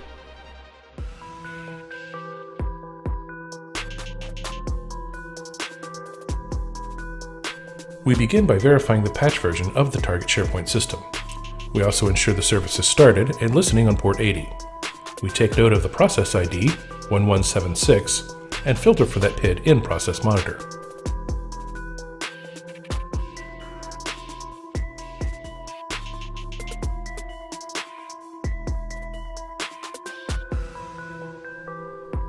We open our web browser and log on to SharePoint as user 1.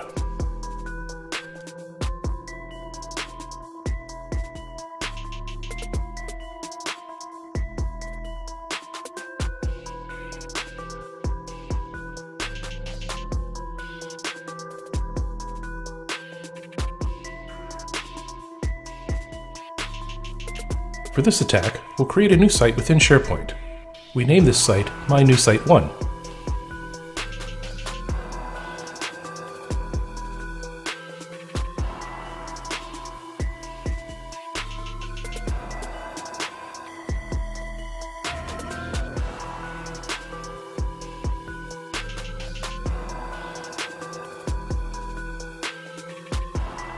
We select the default options and click OK.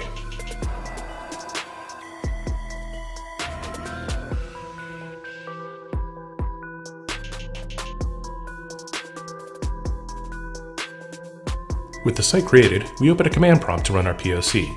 This takes several arguments from the command line: base URL, which is the target SharePoint site, username, in this case user1, the password for the user, the domain of the SharePoint server, and finally, the remote path of the payload file.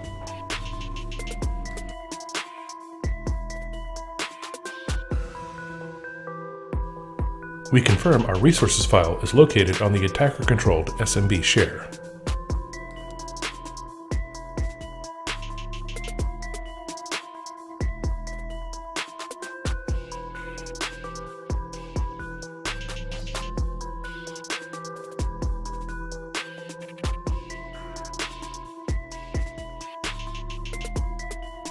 We use all of these variables to construct the command to run our proof of concept. When this executes, we do receive an error, but the command found in our resources file did execute.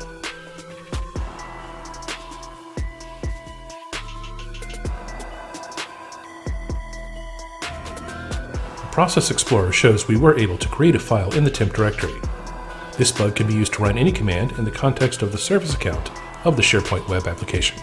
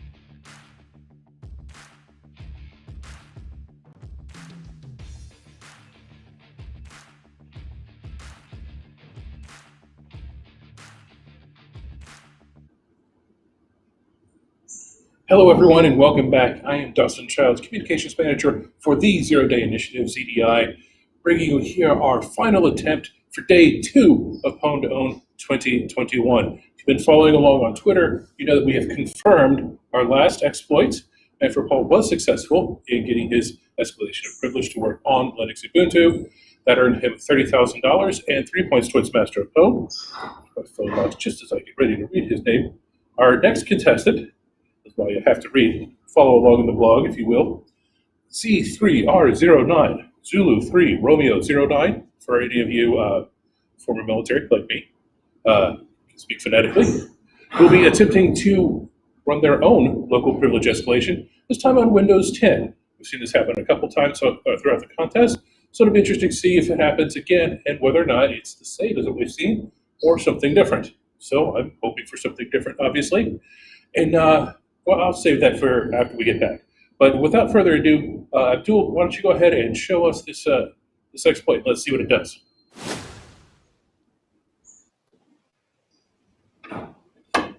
Alrighty. Expecting once the exploit runs successfully, we're expecting an elevated command prompt. So Kevin, please, can you start the timer, please? All right, 3, 2, 1.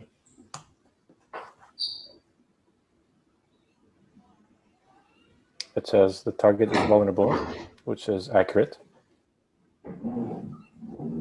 All right, we have shell.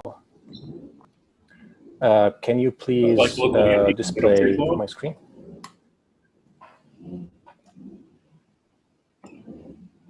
Looking at that from one shell to another. Can we do a who am I there? Oh, yeah, there it is. Yep, I have a the authority system. Yep. Show me the money. There you go. Congratulations. Good job. That was pretty smooth and fast.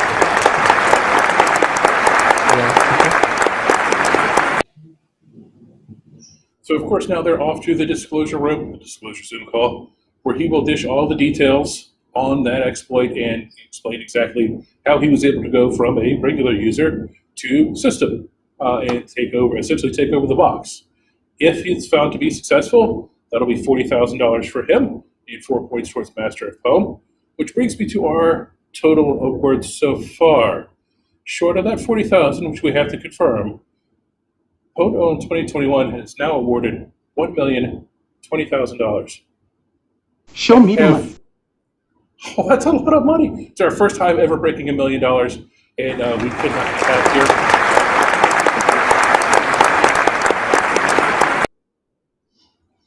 Our budget director, maybe not so happy, but that's okay. I've sequestered them in parts unknown.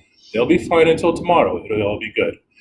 But stick around for a little bit longer. We've got a few more videos to show you, and then at 18:30, we'll do the roundtable with Brian Gorans, who you saw earlier, and Abdulaziz Hariri, who has been running all of these exploits, kind of recap what we saw today. We saw that great Zoom exploit today, kind of go over what happened with Exchange. We saw a great demonstration, turned out to be collision, partial win there. And then, it's been, I can't believe Google Chrome and Edge was this morning.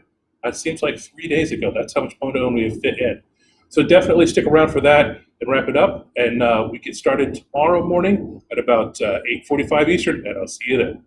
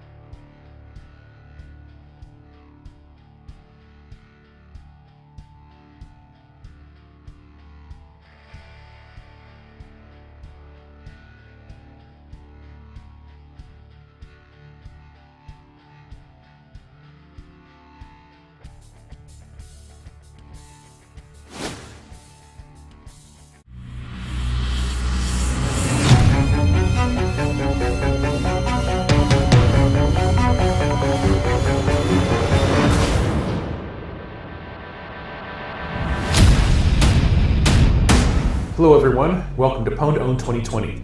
I'm Dustin Childs with the Zero Day Initiative, and today I'm coming to you from our Mid-South headquarters, also known as my home office. With the COVID-19 coronavirus affecting so many people and so many different institutions, this year's competition will be held completely virtually. So we have contestants and ZDI researchers all around the world, and they will come together on a video call for each attempt. Everyone participating has already sent in their exploits to us. So when the time comes, the ZDI researcher will run the exploit with the contestant watching online. So for this year's contest, we have 6 different groups set to run 7 different attempts, 4 today and 3 tomorrow. As a special treat, at the end of day 2, ZDI's Lucas Leung will be demonstrating his own exploit against Oracle VirtualBox. So that'll be at the end of day 2, so be sure to stay to tune in for that as well.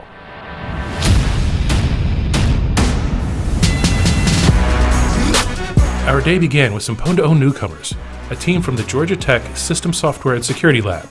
They were targeting the Apple Safari web browser with a macOS kernel escalation of privilege. Alright, I'm gonna launch Safari now.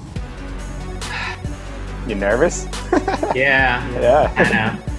They chained together a total of 6 unique bugs, starting with the JIT vulnerability and ending with the Tactile race condition to escape the sandbox and pop a root shell. Nice, nice. It will spawn the kernel shell too. Okay. Oh, yes. Look at that. Nice. All right. Nice, you guys. Their smooth demonstration earned them $70,000 and 7 points towards Master of Pwn. I think it's a kind of dream, right? Like for participating in Pwn2Own. We feel like it is kind of like a festival for hackers. Like we can meet like some other famous hackers and we want to talk with them and we want to discuss with you guys. Maybe we can have beer. Thank you.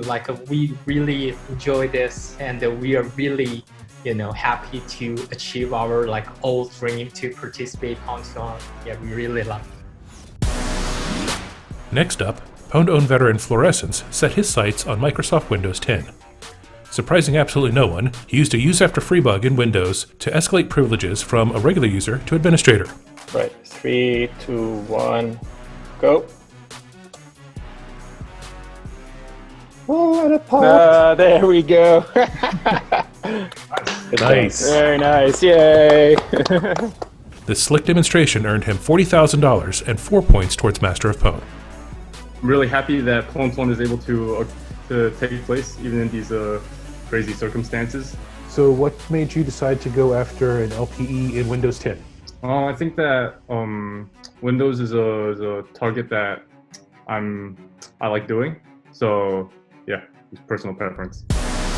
Our third attempt of the day saw another Pwn2Own rookie take the field. Manfred Paul of the Red Rocket CTF team chose to target the Ubuntu desktop with a local privilege escalation exploit. All right, starting the clock. Woo! All right. Look at that. Nice. Congratulations. He leveraged an improper input validation bug to go from a standard user to root. Nice work. Nice and clean. So clean. His first foray into the world of Pwn2Own earned him $30,000 and 3 points towards Master of Pwn. What was it that led you to decide to participate in Pwn2Own? Well, basically I had this bug and I didn't know what else to do with it. I didn't initially plan on participating, but now that remote participation was possible, it was basically a very easy decision to make. I really hope to participate and be able to find new bugs. The first day of Pwn2Own 2020 ended with the returning fluoroacetate duo of Amat Kama and Richard Zhu ready to defend their Master of Pwn crown. Yep, ready. All right. They leveraged a UAF in Windows to escalate from a regular user to system. And yes, this was a different UAF than the one used earlier in the day. Boom. Yay! Yay! This final entry of day 1 earned them $40,000 and 4 points towards Master of Pwn. How much to add a 5-minute sleep before? Don't do that. Yeah, just to make it more dramatic, right? That wraps up the first day of Pwn2Own 2020. Even when we're physically separated by thousands of miles, we're brought together by some great research and exploit demonstrations. Join us tomorrow for our second and final day of the contest. As with today, we'll be tweeting and updating the blog with results as they occur. We'll see you then.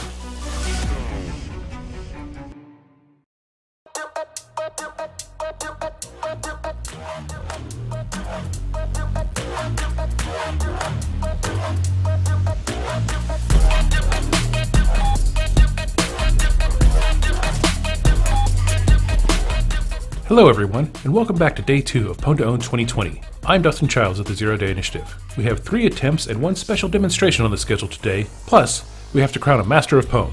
Let's get to it. Our day began with returning Pwn2Own veteran Fifam Hong of Star Labs targeting Oracle VirtualBox. All right. Let's run it. Ready? Yep. Yeah. Let's do this.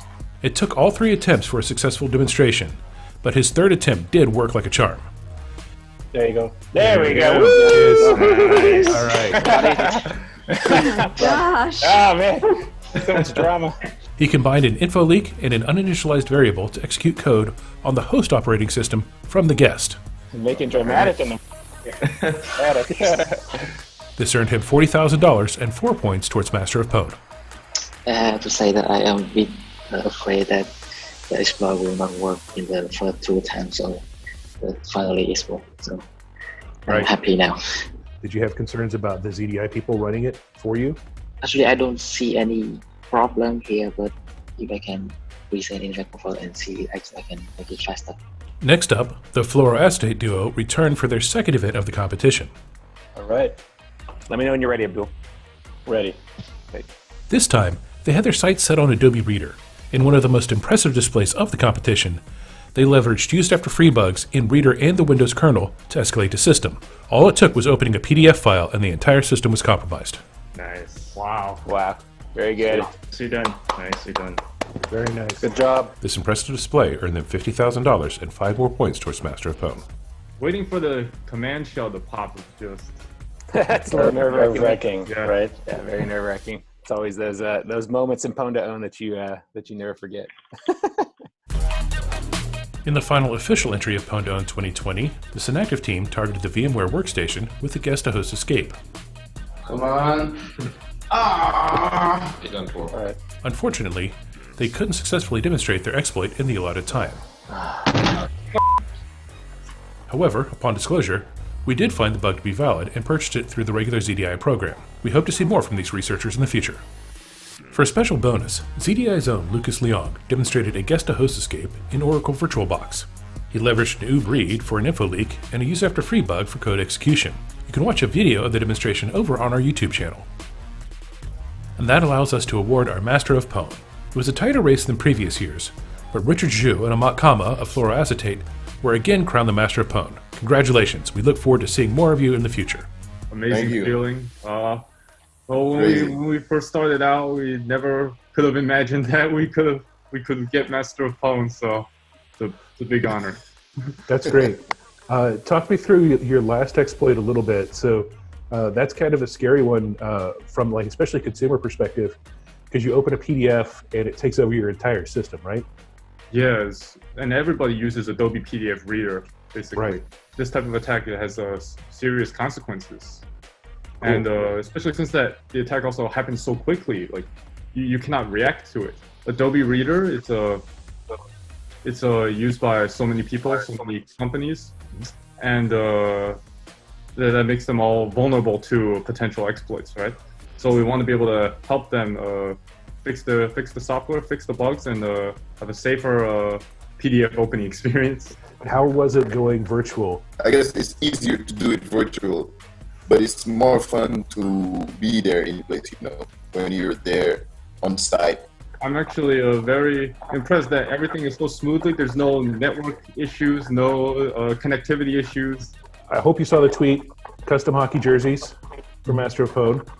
Awesome. You've gotten jackets before. Was there a favorite Master of Pwn jacket sort of swag that you go, oh, that one was really great? All of the jackets are obviously outstanding. One of the ones that stood out was the Pwn2Own Vancouver last year. We had the full racing suit. The racing suit, yeah, that was pretty good. That was good. It was good. Yeah. We wanted to be sure to thank everyone who participated in this year's competition. There were definitely obstacles, but everyone was accommodating and worked with us to make Pwn2Own 2020 happen. We wanted to thank the participants for trusting us with their research and allowing us to run each attempt. We wanted to thank vendors like Microsoft, VMware, Apple, Adobe, and Canonical for dialing in throughout the disclosure process. And special thanks go out to our partners Microsoft and Tesla and sponsor VMware for their continued support and assistance before and during the contest. So, what are your first impressions of having the first virtual Pwn2Own complete? I mean, for me, it's a great relief. There was a lot of stress coming into the competition because of all the changes that were going on, and we sat down before the event and kind of tried to think of all the different variables that we could control to make sure that we would have researchers from all around the world, plus vendors, plus the team spread out, and all the different contingency plans we need to put in place to actually make this thing successful. And now we're here at the end of the contest, and everything went really smoothly, and I'm quite proud of the team for everything that they pulled off. So getting to the contest itself, day one, I know I have my personal favorite bug. What were some highlights of the research demonstrated that y'all will talk about? I always love JIT vulnerabilities. That's no secret or surprise because I've done a lot of work in that area. I've done presentations, I've found JIT bugs of my own. So the first attempt from day one, the fact that it starts off the whole competition with a JIT vulnerability, I absolutely love that. Especially since JIT bugs are getting harder to find in Safari, and it's glorious. I personally like the escalations. All three escalations that we demonstrated the first day were pretty good, very solid. The Ubuntu one was surprisingly fast and reliable. It shows that they really put in a lot of effort into making sure that when they were running, that they would actually pop the root shell or the system shell. It's something that especially when we have new contestants like Nancy Paul coming into the contest and showing something so unique and so interesting. I think it really brings light. There's a lot of people out there who would like to be involved in this remote aspect. Allows them to do that. Then moving into day two, we started off with a bit of drama. We got it on the third attempt for the Oracle VirtualBox. That was cool. And then again, to me, the highlight of the most realistic, you open a PDF, you get totally owned. That was a great bug. Yeah, that was awesome. And frankly, that's probably one of the best exploits for me specifically from day one and day two. I mean, we haven't been seeing, reader exploits the past couple of years coming through Pwn2Own specifically. So this one was kind of nice to have. Plus, it was super reliable. It's kind of unexpected that bug is there. And the fact that you can go from just a PDF, opening a PDF to kernel level code execution, especially if you were to tie that in with either the VM escapes, that becomes even more impactful. Okay, so thinking ahead, are we going to stay all virtual, or are we going to end up back in Vancouver next year? Predictions. I mean, my prediction is I hope that we are back in Vancouver next year, that we're past all this stuff. But I think we're going to look at virtual as something that we're going to try to continue to do. I mean, it opens up the playing field a little bit. It allows us to get people who aren't willing to travel or who are unable to travel for visa reasons. So this has really allowed us to kind of test those out and figure out what's going on. I miss being in Vancouver this week, so hopefully we can be back there next year.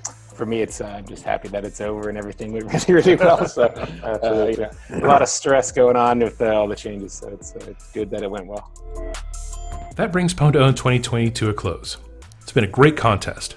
We hope to see you this fall as Pwn2Own returns to Tokyo. See you then.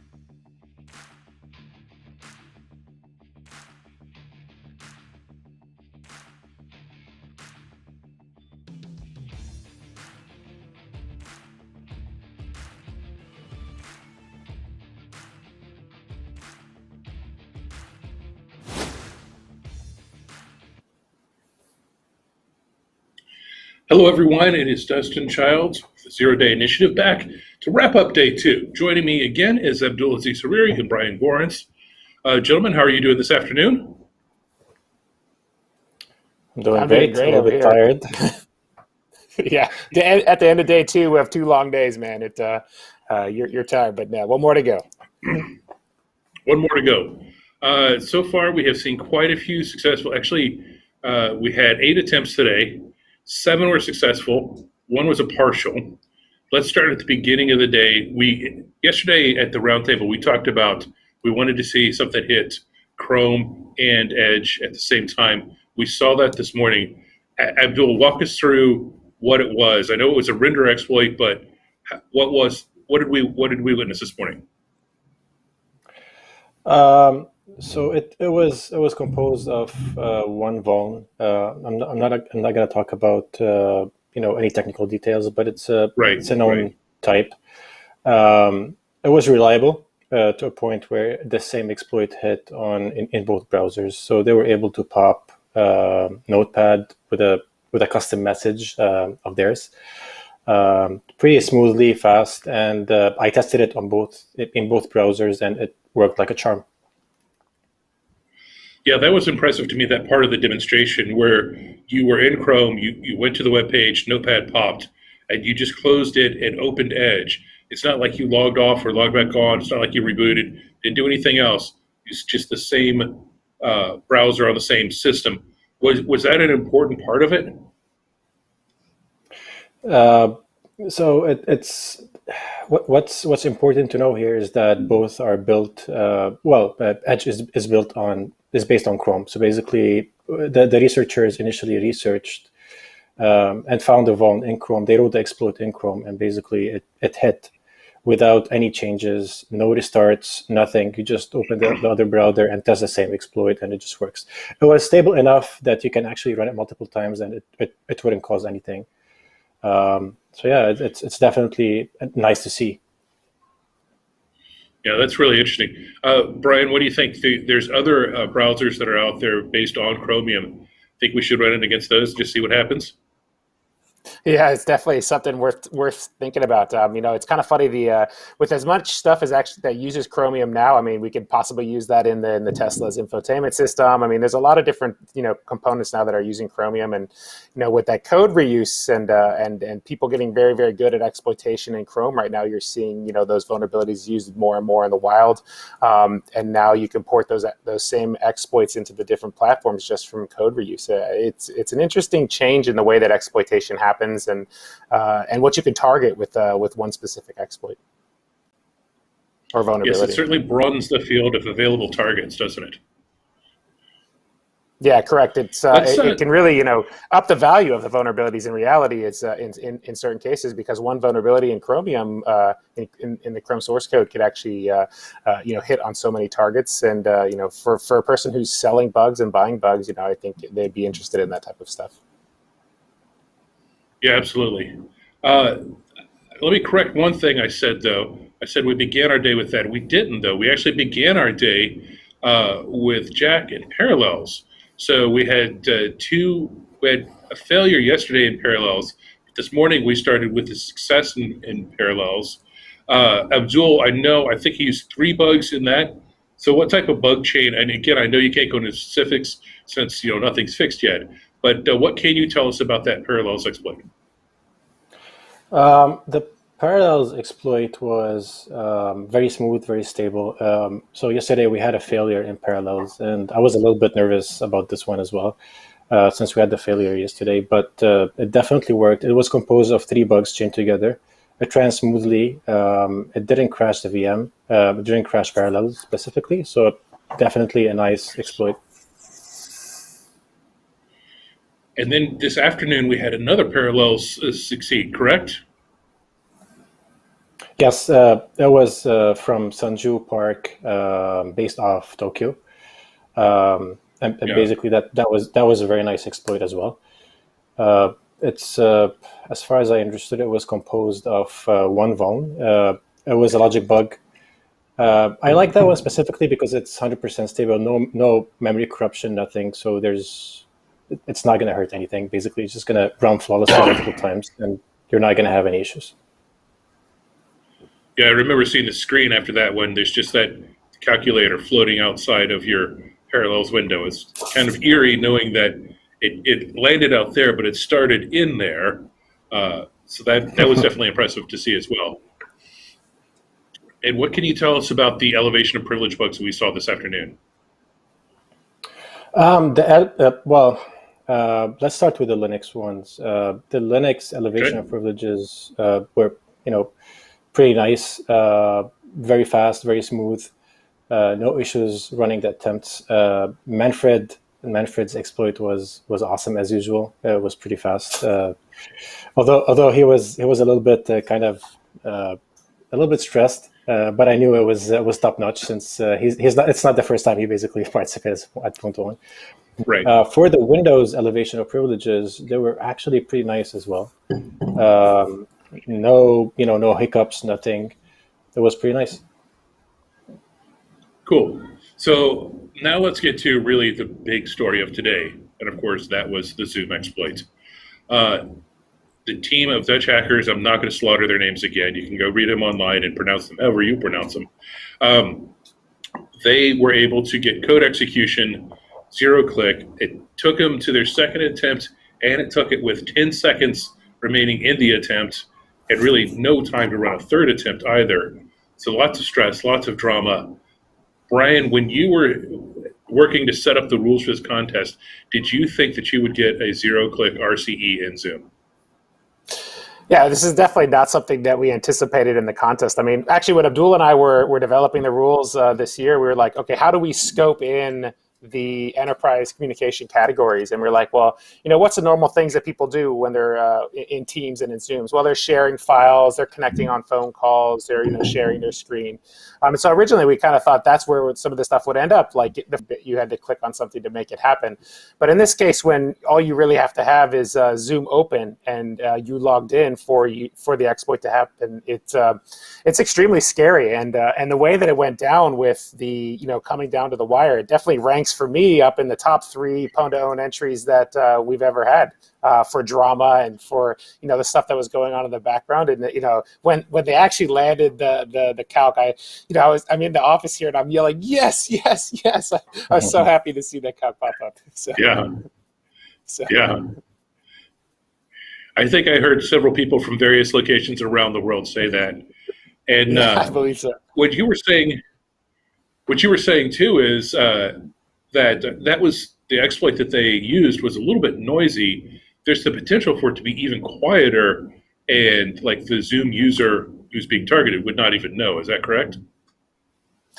Yeah, one of the things I was thinking is, as part of the exploit, if you look at the animated GIF that we put out there, it closes the Zoom client. But if they were actually able to clean up and work on some continuation in the exploit, I think they could actually run the exploit without closing Zoom at all, and just have a payload land on the system, and the user never know, except for that one phone call that they received. So I think I think if you think about kind of making it quote government grade or weaponizing it a little bit more, the what is possible with that exploit is pretty extreme. Yeah, it's definitely frightening. Abdul, take us behind the mute button if you could. We're on there. We're watching the stream. Things aren't going as expected. Obviously, we kill your feed. We kill your audio. What was going on behind the scenes? What were you and what were the researchers discussing? And I know a lot of this is still private, but as much as you can, kind of take us behind that mute button and let us into what happened. So there's something that not a lot of people actually know, is that there are some heavy dependencies that has to go through basically running the exploit. So there has to be a certain setup from the attacker side in order to get things properly sent to the target. So we had everything set up and everything done properly. We did unfortunately had a little bit of connection issues. That's why it basically failed the first time. But then Vincent had basically to fix certain things in his connection. Once that was done, then it was okay the second time. Okay, so heavy dependencies on the attacker side, but on the target side, there's not a lot of special requirements. as far as like their setup goes, though, right? Correct. It's just that attacker has to set up certain things to get things properly done. Once he has everything properly done, then he just sends certain messages, and basically it just does the job. And I've heard that because a lot of people don't realize in Pwn2Own, when you submit your exploit, you submit a white paper as well describing it. I've heard, Abdul, that white paper is pretty high quality. Is that correct? It was, and I jokingly said, I jokingly told Dan, well, you guys, it seems you guys spent more time writing the report on basically writing the exploit. It was definitely top notch, very nicely detailed, very detailed. I just want to point out and give them a big shout because that was their first Windows exploit, by the way. So they had to learn, fermentation and stuff like that. Yes, it's definitely fascinating.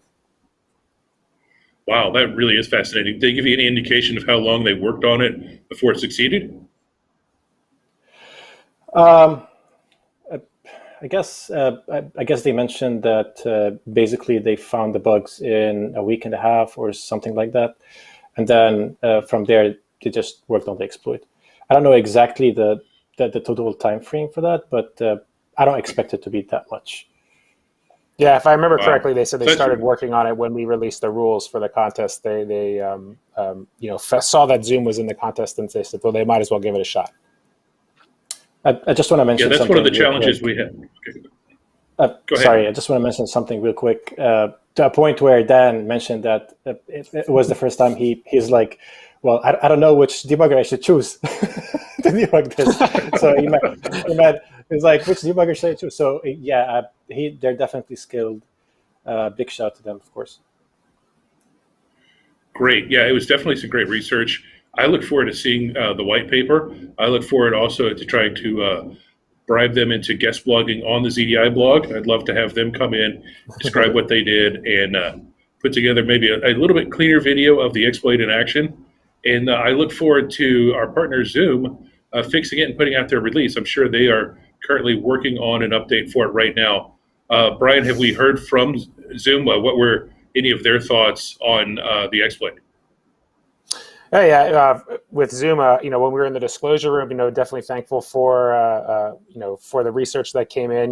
We want to thank Zoom for partnering with us in the contest. We reached out to Adam Rutterman early on, and we, we're having discussions with him about, being involved in Pwn2Own, and they were fully on board from the very beginning. And so I think for us, it's been a really nice partnership this year with them.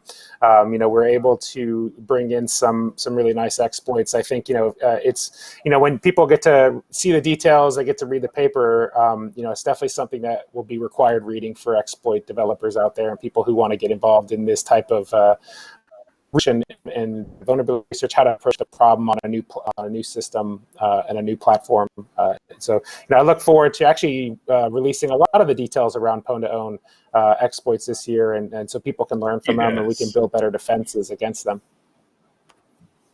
Yes, and as the communications director, I am just salivating over the number of blogs and all the amount of content that we're going to be able to create around the great exploits that we saw yesterday and today. So looking ahead tomorrow, I know we have one more exchange bug, and that's from Stephen Seeley, who was Master of Pwn at the first Pwn2Own Miami, and has reported several exchange bugs to Microsoft. It's been credited multiple times by them. Abdul, what do you expect Stephen to bring for exchange? I know Stephen. He's highly skilled. I expect him to actually get code execution on exchange. He's a previous Pwn2Own winner, and I know he used to be a frequent submitter to the ZDI, so he's definitely skilled. And I have high expectation from the submission. Great. Brian, what about you? Do you have any thoughts over any of the other upcoming demonstrations tomorrow?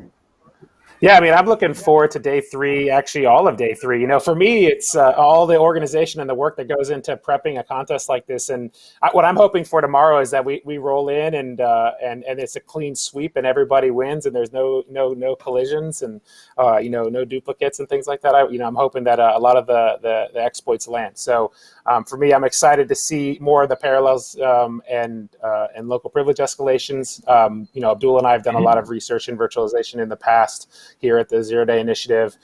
So I'm excited to see that stuff. And of course, the exchange exploit from Stephen Seeley, it's going to be a good one, I have a feeling. So I'm looking forward to all of tomorrow. Yeah, I think it's going to be great. And speaking of clean sweep, let's talk about cleanly sweeping out someone's wallet. I'm not sure who's writing the checks, but there's now 2 commas in that check. And I'm excited about that. We've awarded $1,060,000. So we're getting very close to that over-under we talked about yesterday. It's more than confetti. Let's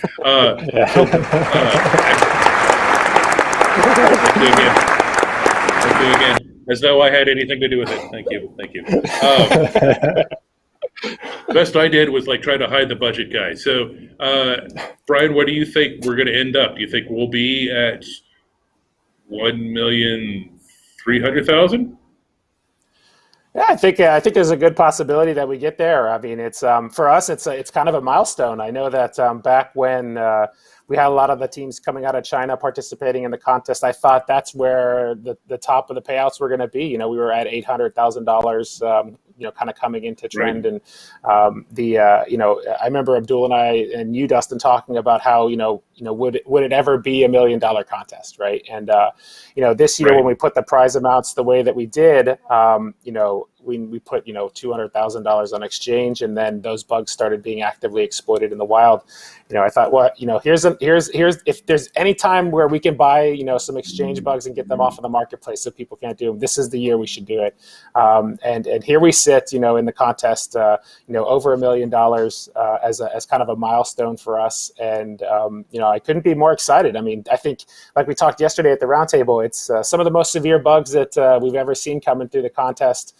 These are bugs that affect, the last round of in the wild exchange exploits hit, 20 to 40,000 companies, right? So the stuff that we're getting through the contest now is securing the ecosystem, and it's worth every penny for us here at Trend Micro. And for us to be able to get that intelligence and build and help vendors patch the bugs and ship protections against exploits for those protections against those exploits in the wild, it's a great deal for us.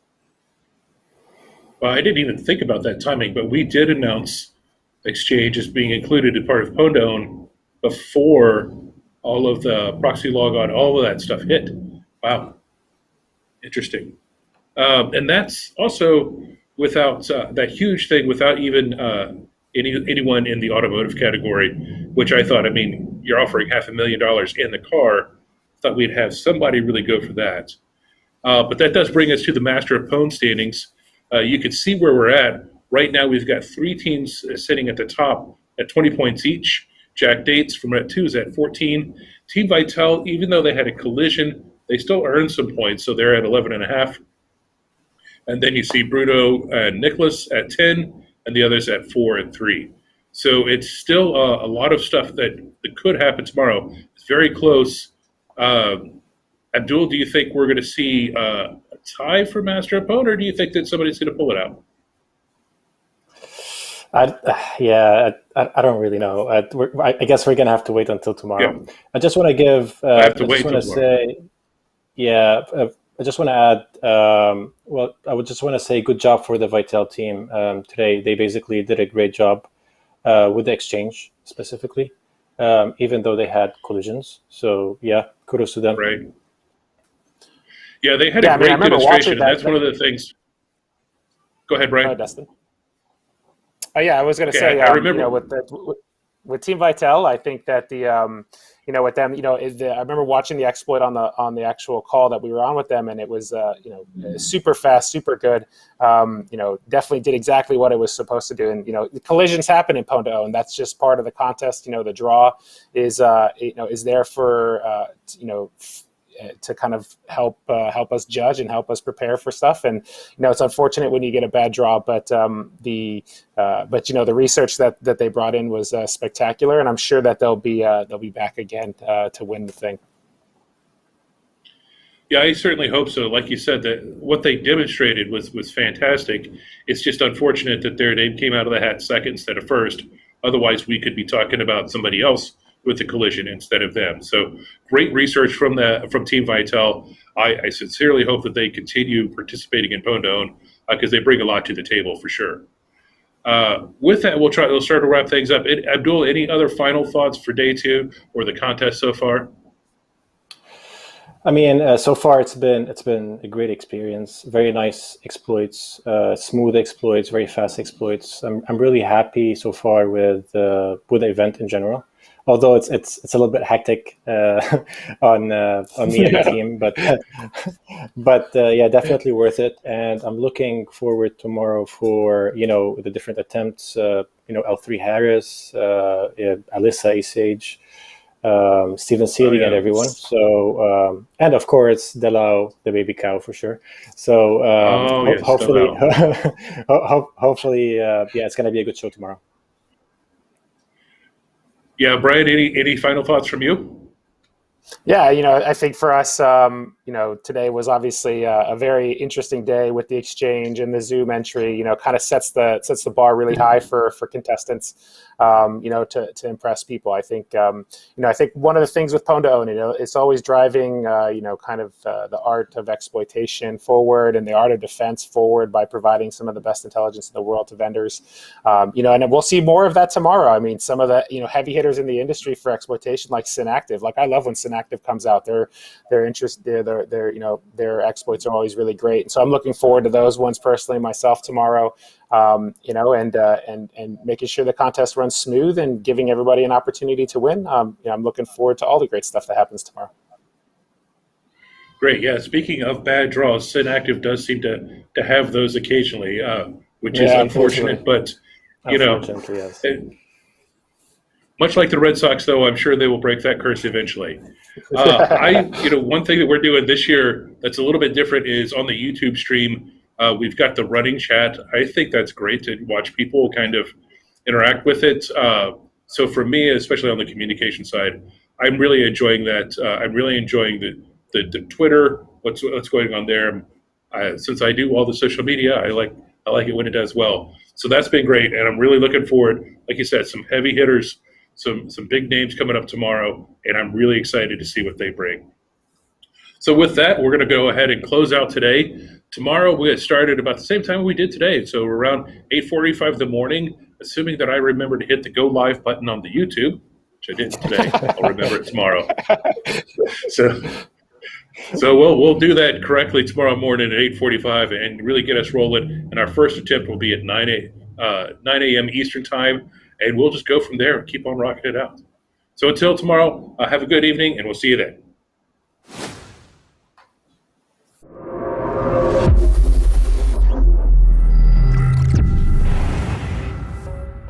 The Zero-Day Initiative is the world's largest vendor-agnostic bug bounty program. Created to encourage the reporting of zero-day vulnerabilities privately to vendors by rewarding security researchers, ZDI is a unique program. It incorporates the global community of independent researchers, augmenting our own internal research organization with additional zero-day vulnerability research and exploit intelligence. ZDI is also a top supplier of bug reports to Microsoft, Adobe, and ICS CERT. Bug reports submitted to the program are first verified by our own Trend Micro researchers. We don't publish any technical details concerning the vulnerability. However, once we confirm it, Trend Micro Research creates protection, enabling our customers to mitigate attempts at its abuse. The bug report is also shared with the affected vendor, who has 120 days to produce a security patch to correct the issue. Once the vendor's patch is released, we publish our own advisory with additional details. Our disclosure policy ensures bugs will not be swept under the rug by the vendor. On top of that, as more and more bugs are reported, bonuses and top-up awards increase through a loyalty program similar to frequent flyer miles. Researchers are publicly credited for their work, both by the vendor and by ZDI, unless they choose to remain anonymous. The bounty program and research conducted by ZDI ultimately leads to more secure products, improved customer security, and takes potential weapons out of the hands of would-be attackers. Our annual Pwn2Own hacking competition has resulted in defense-in-depth improvements such as stronger sandboxes, reduced attack surfaces, and vulnerability-specific mitigations in popular web browsers. Without ZDI, many vulnerabilities would continue to remain hidden or be sold on the black market to be used for nefarious purposes. The Zero-Day Initiative is a key component in Trend Micro's world-leading insight into vulnerability and exploit intelligence. Trend Micro customers receive protection ahead of a vendor patch to aid in their defense until a fix is available. On average, over 2 months before the vendor issues a patch. That's if the vendor issues a patch at all. ZDI combines its mature bug bounty processes with modern thinking to deliver cutting-edge research and value to the researcher and practitioner communities alike. The work done by the Zero-Day Initiative makes the digital world safer for everyone.